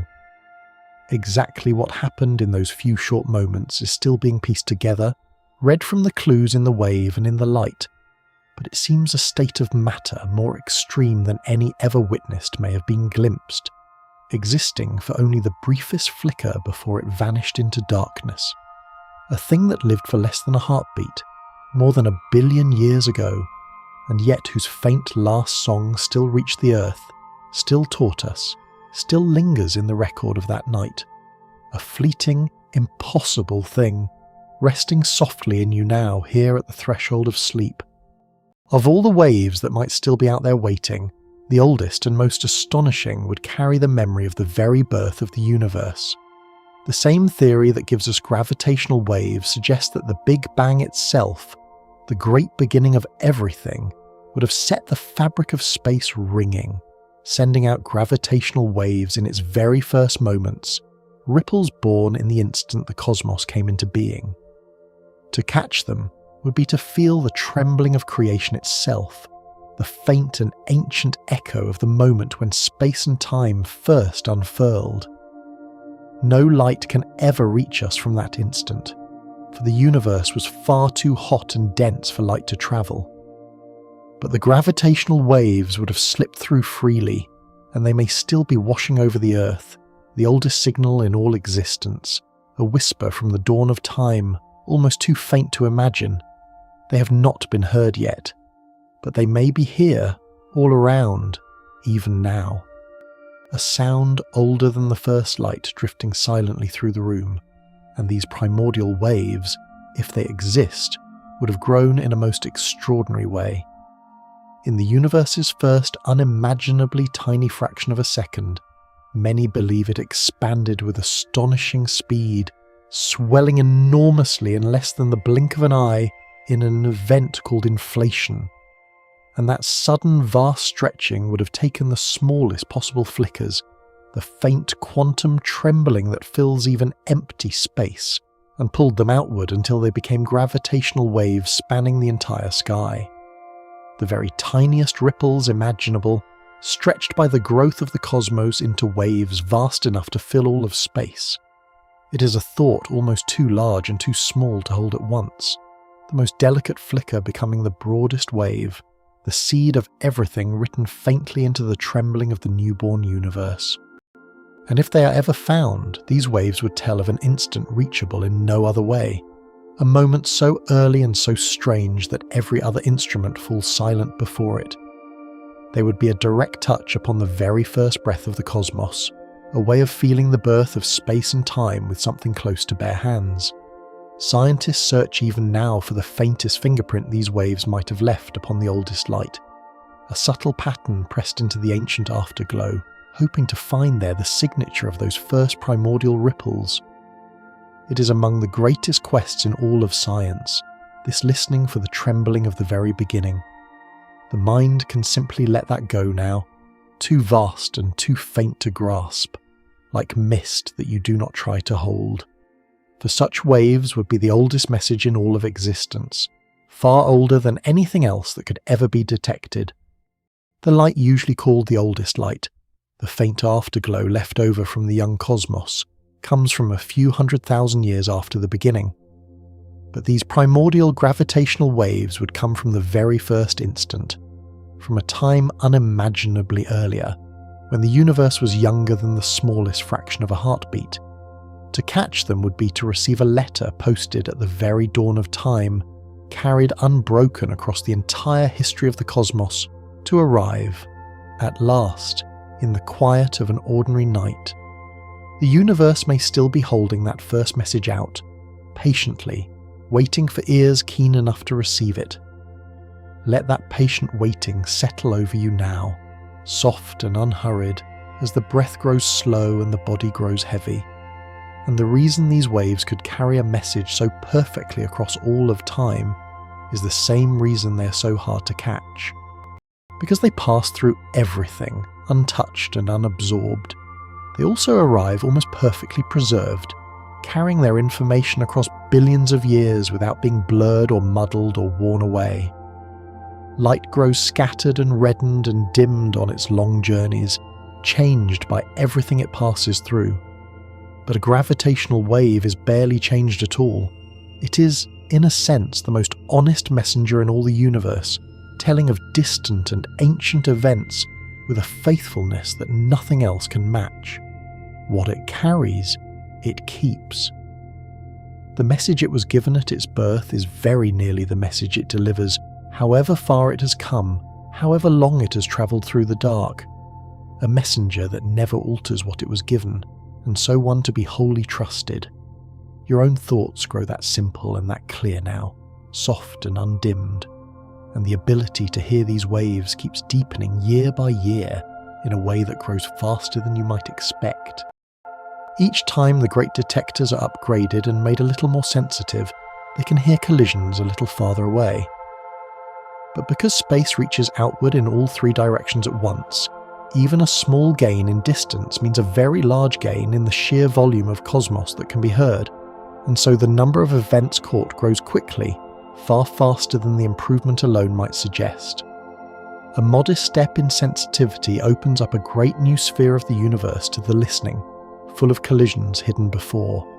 With every patient upgrade, the heavens grow louder, and the dark fills with more and more distant voices, gathering at the very edge of what can be perceived. It is a little like turning up a lamp in a vast dark room, where doubling the brightness reveals far more than twice as much, lighting up whole new corners that had been hidden in shadow. The body sinks a little deeper into the warmth now, and the breath comes slow and easy, asking nothing. And in the years since that first detection, the number of waves caught has grown into a true and lengthening record. What began with a single signal has become a catalogue of many, around 100 confirmed collisions now, and still steadily growing, each one another pair of black holes or neutron stars whose final moments have been felt. A whole library of cosmic endings, written in the trembling of space, gathered patiently over the years. Each new entry teaches a little more, and together they begin to form a picture of how common these events truly are, of how the dark objects of the universe live, and pair, and die. These are no longer the occasional wave.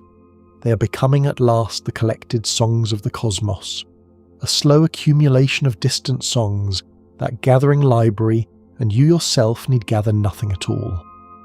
And from that growing collection come whole families of black holes, not just one or two, but many.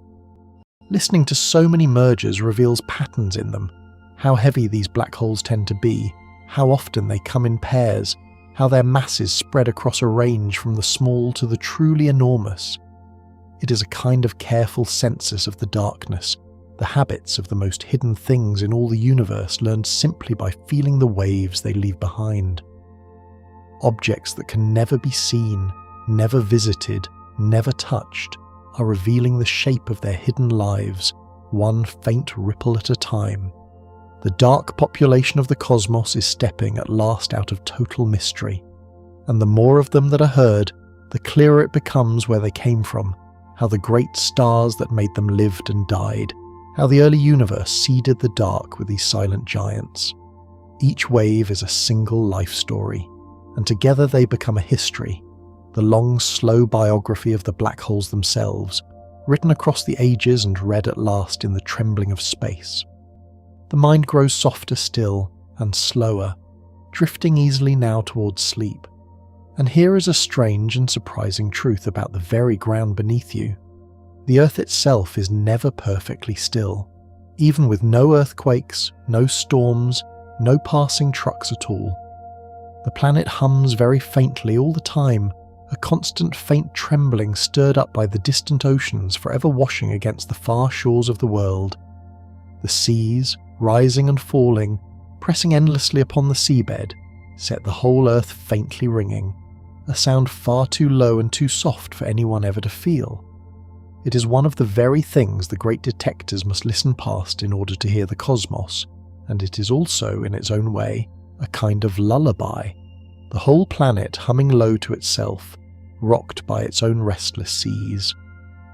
You're resting upon a world that is always, faintly, singing. This deep, low ringing never stops, by day or by night, in summer or in winter, a sound the earth has been making for as long as there have been oceans to stir it. It cannot be heard and it cannot be felt, but it is there beneath you always, the steady background music of a living planet, holding you steady as it turns. And tonight, you are cradled within that quiet song, carried upon the breathing of the whole wide world. These waves may yet hold the deepest surprise of all, a hint of laws not yet known. So far, every wave caught has matched Einstein's old equations perfectly, with no hint of anything unexpected. But scientists listen always for the smallest deviation, the faintest sign that the waves behave even a little differently than the theory predicts. For such a sign might point toward new and deeper laws, toward truths about gravity that lie beyond anything now understood. Each wave is a fresh test of the deepest knowledge there is, a chance for the universe to whisper a secret it has not yet told. And so the listening is not only to confirm what is already known, but in the hope of being truly surprised, of catching the universe in the act of teaching something new. There may be deeper music still, waiting just beneath the music already learned. The cosmos may yet have secrets it is only beginning to share. And there is one last marvel in all of this, perhaps the most beautiful, that these waves join together the very largest things and the very smallest. A primordial wave may have begun as a flicker tinier than an atom, and grown to span the whole sky. A wave caught today may have been born in the collision of black holes heavier than millions of suns, and yet be felt as a shiver smaller than a single proton. The greatest and the least, the most enormous and the most delicate, are bound together in the very same trembling fabric, woven into one continuous whole. There is no true gap between the scales, no place where the universe stops being one connected thing. The same gentle space that holds a galaxy holds the smallest particle, and holds you, here, tonight. All of it a single seamless fabric, faintly shaking, deeply still. One whole, soft and complete, with you somewhere near its still centre. There is a deep truth about these waves that feels almost like a promise kept forever, that once a gravitational wave is born, it never truly stops. It rolls outward through the universe at the speed of light, growing fainter and fainter as it spreads, thinning across the widening dark but never quite fading into nothing. It simply travels on and on and on for as long as the universe endures, carrying its faint message ever outward into the endless deep. The waves do not die. They only journey, endlessly, onward, past every star and every galaxy, into reaches of space no eye will ever follow. Somewhere far beyond, the trembling of ancient collisions is still spreading outward, soft and patient and unstopping, a music that began long ago and will never reach a final silence. There is something deeply peaceful in a thing that simply continues, asking nothing, ending nowhere. The waves from collisions that happened before the Earth was born are still spreading outward through the dark, far beyond the reach of any instrument, faint beyond all imagining, yet real, yet moving, yet going on. The universe is filled, everywhere, with these endless travellers, an ever-widening web of ripples that never quite arrives anywhere and never quite ends. To make a gravitational wave is to send something outward that will outlast the stars, a faint signal cast into the deep that will keep travelling long after its source has gone dark and cold. Waves drifting on forever into the calm dark, that endless quiet travelling settling over you now. And the very first wave ever caught, that single brief chirp from 2015, has long since passed us by. It washed through the Earth in less time than a single heartbeat, brushed the great detectors, and then continued on its way, outward past the planet, past the sun, out beyond the edges of everything known, travelling still, even now, deeper and deeper into the universe, never to return. It was caught for only an instant, the briefest touch, and then it was gone, carried onward into the dark on the far side of us. It is out there yet, that faint ripple, journeying forever away from the place that made it and the place that briefly heard it, a whisper still crossing the cosmos, growing ever softer, never quite ceasing. It was not captured. It was only felt to pass, and then let go. The mind can let things pass that way too now, softly, without holding, the way the Earth let that wave continue on. And to feel how astonishing that first wave truly was, picture the dance that made it in its final, frantic moments. As those two black holes fell toward one another at the very end, they were not drifting slowly. They were whirling around each other dozens of times every single second, faster and faster, a blurred and furious spinning in the last fraction of a second before they met. Two objects, each heavier than the sun, circling one another tens of times in the space of a single heartbeat. It is almost impossible to imagine such a thing, such enormous mass moving so impossibly fast, and yet the wave they sent carries the perfect record of it, the rising pitch climbing higher and higher as the dance quickened toward its end. The fastest, fiercest motion in all the cosmos, recorded in a single low and rising note. That furious, distant whirling stays far away from you now, worn by the long miles into nothing more than a soft sound, while you yourself grow only slower and stiller and calmer. For in those final moments, the two black holes were moving at a truly staggering speed, swinging around one another at a sizable fraction of the speed of light itself, faster than almost anything else that has mass in all the universe. Nothing with substance moves much faster than that. And then, at the peak of that impossible speed, they met and merged, and all that frantic motion was poured out into a single great wave and sent rolling across the cosmos. The wave that arrived on Earth was the final flourish of that wild and blinding dance, its last and fastest moment, frozen forever into the shape of the ripple. The breath grows slower still, and a deep warmth spreads through you, easing every last muscle loose. And the rising note of that chirp is, quite simply, the sound of the dance itself speeding up.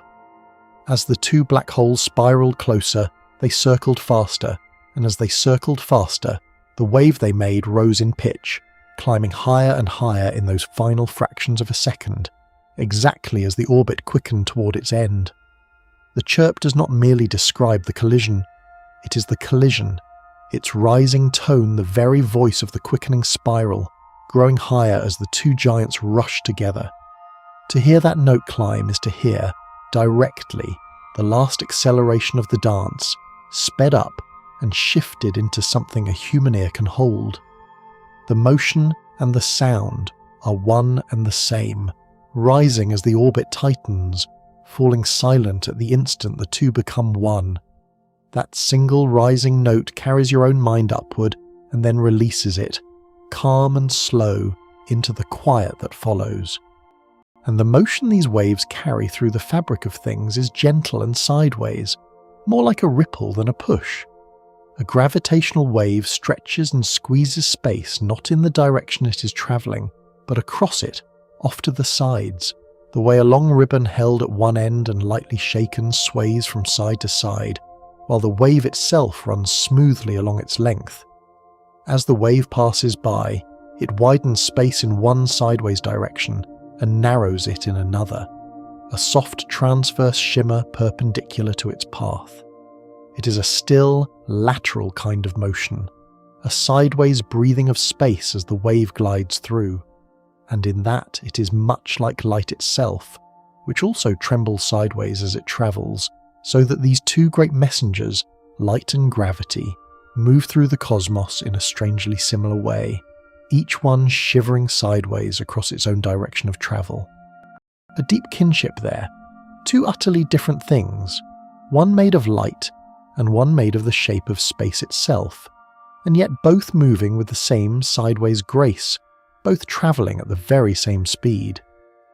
It is as though the cosmos has only a few favourite ways of moving and returns to them again and again in the light of stars and in the trembling of space alike.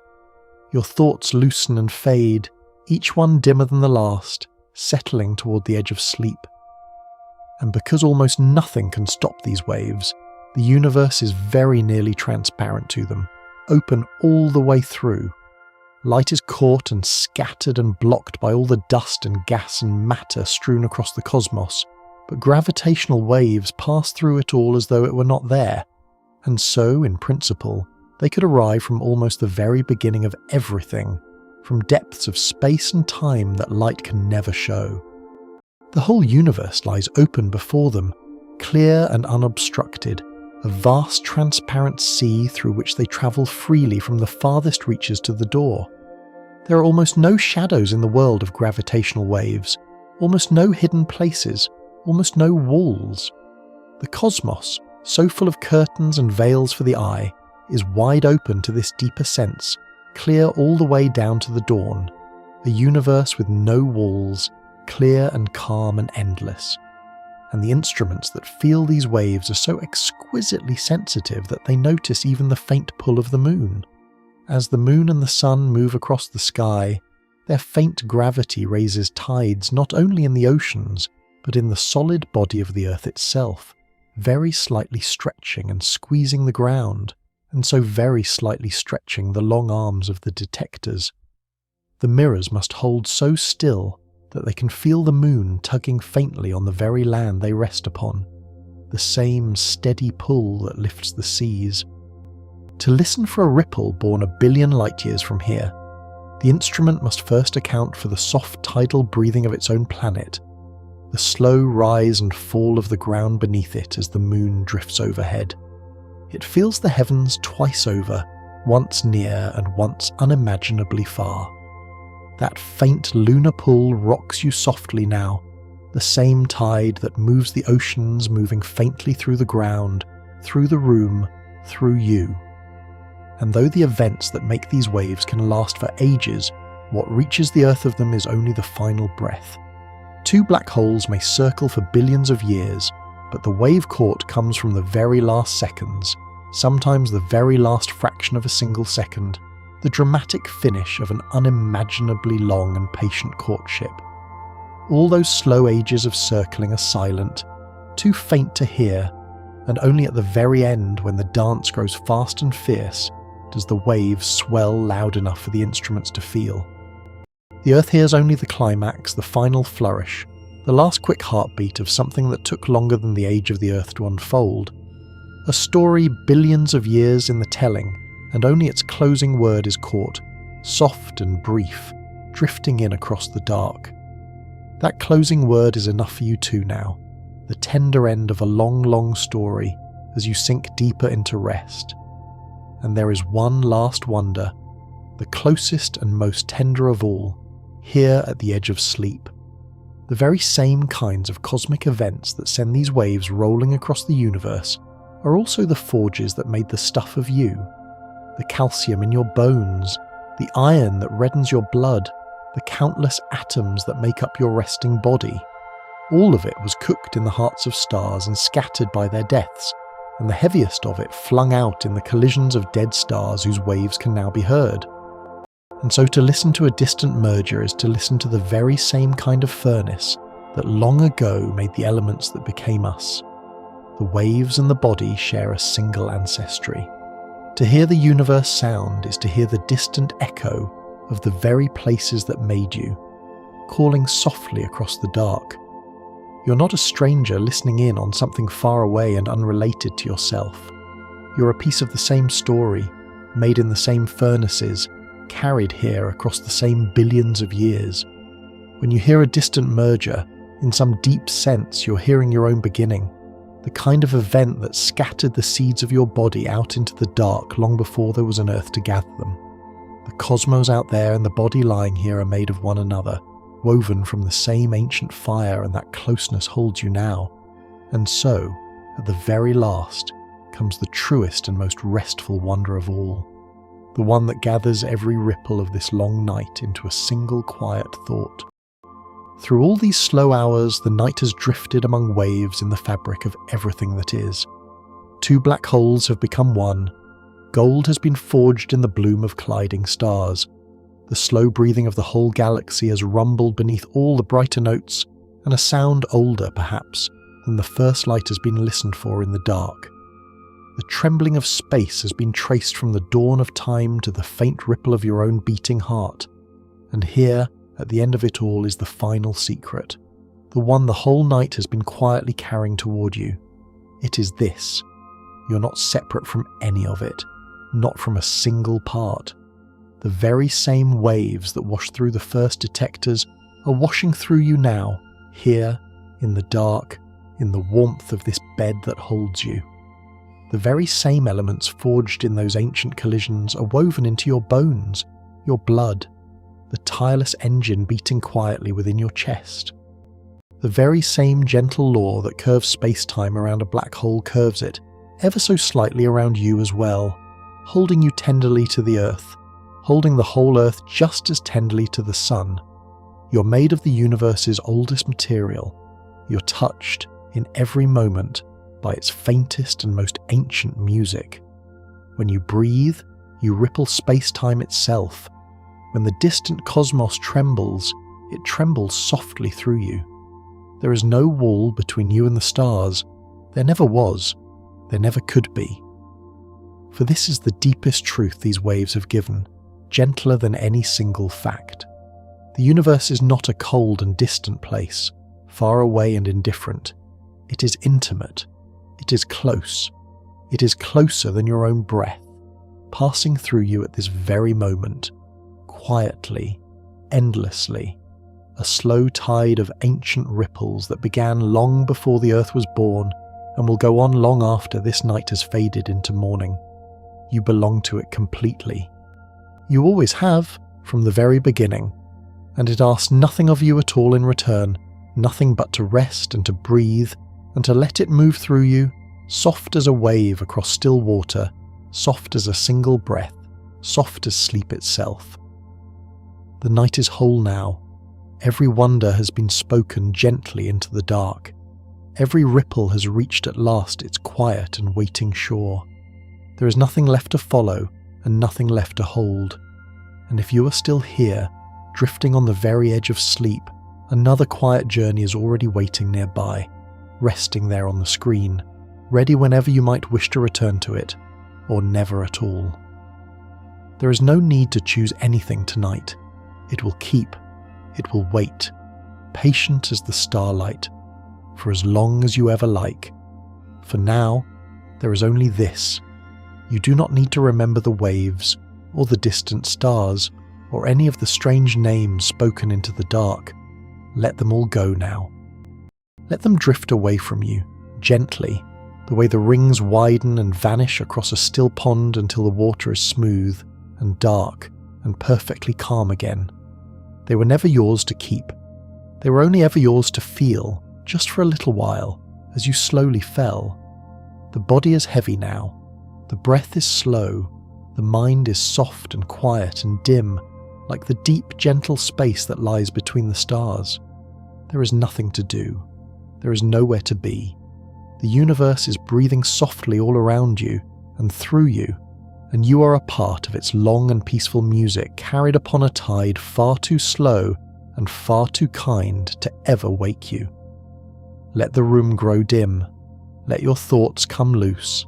Let the very last small ripple pass softly through you and fade away into the dark. You are held. You are safe. You are made of the same quiet wonder that fills all of space. Rest now. Let go. And now, 101 wonders are resting with you. Sleep now. Good night.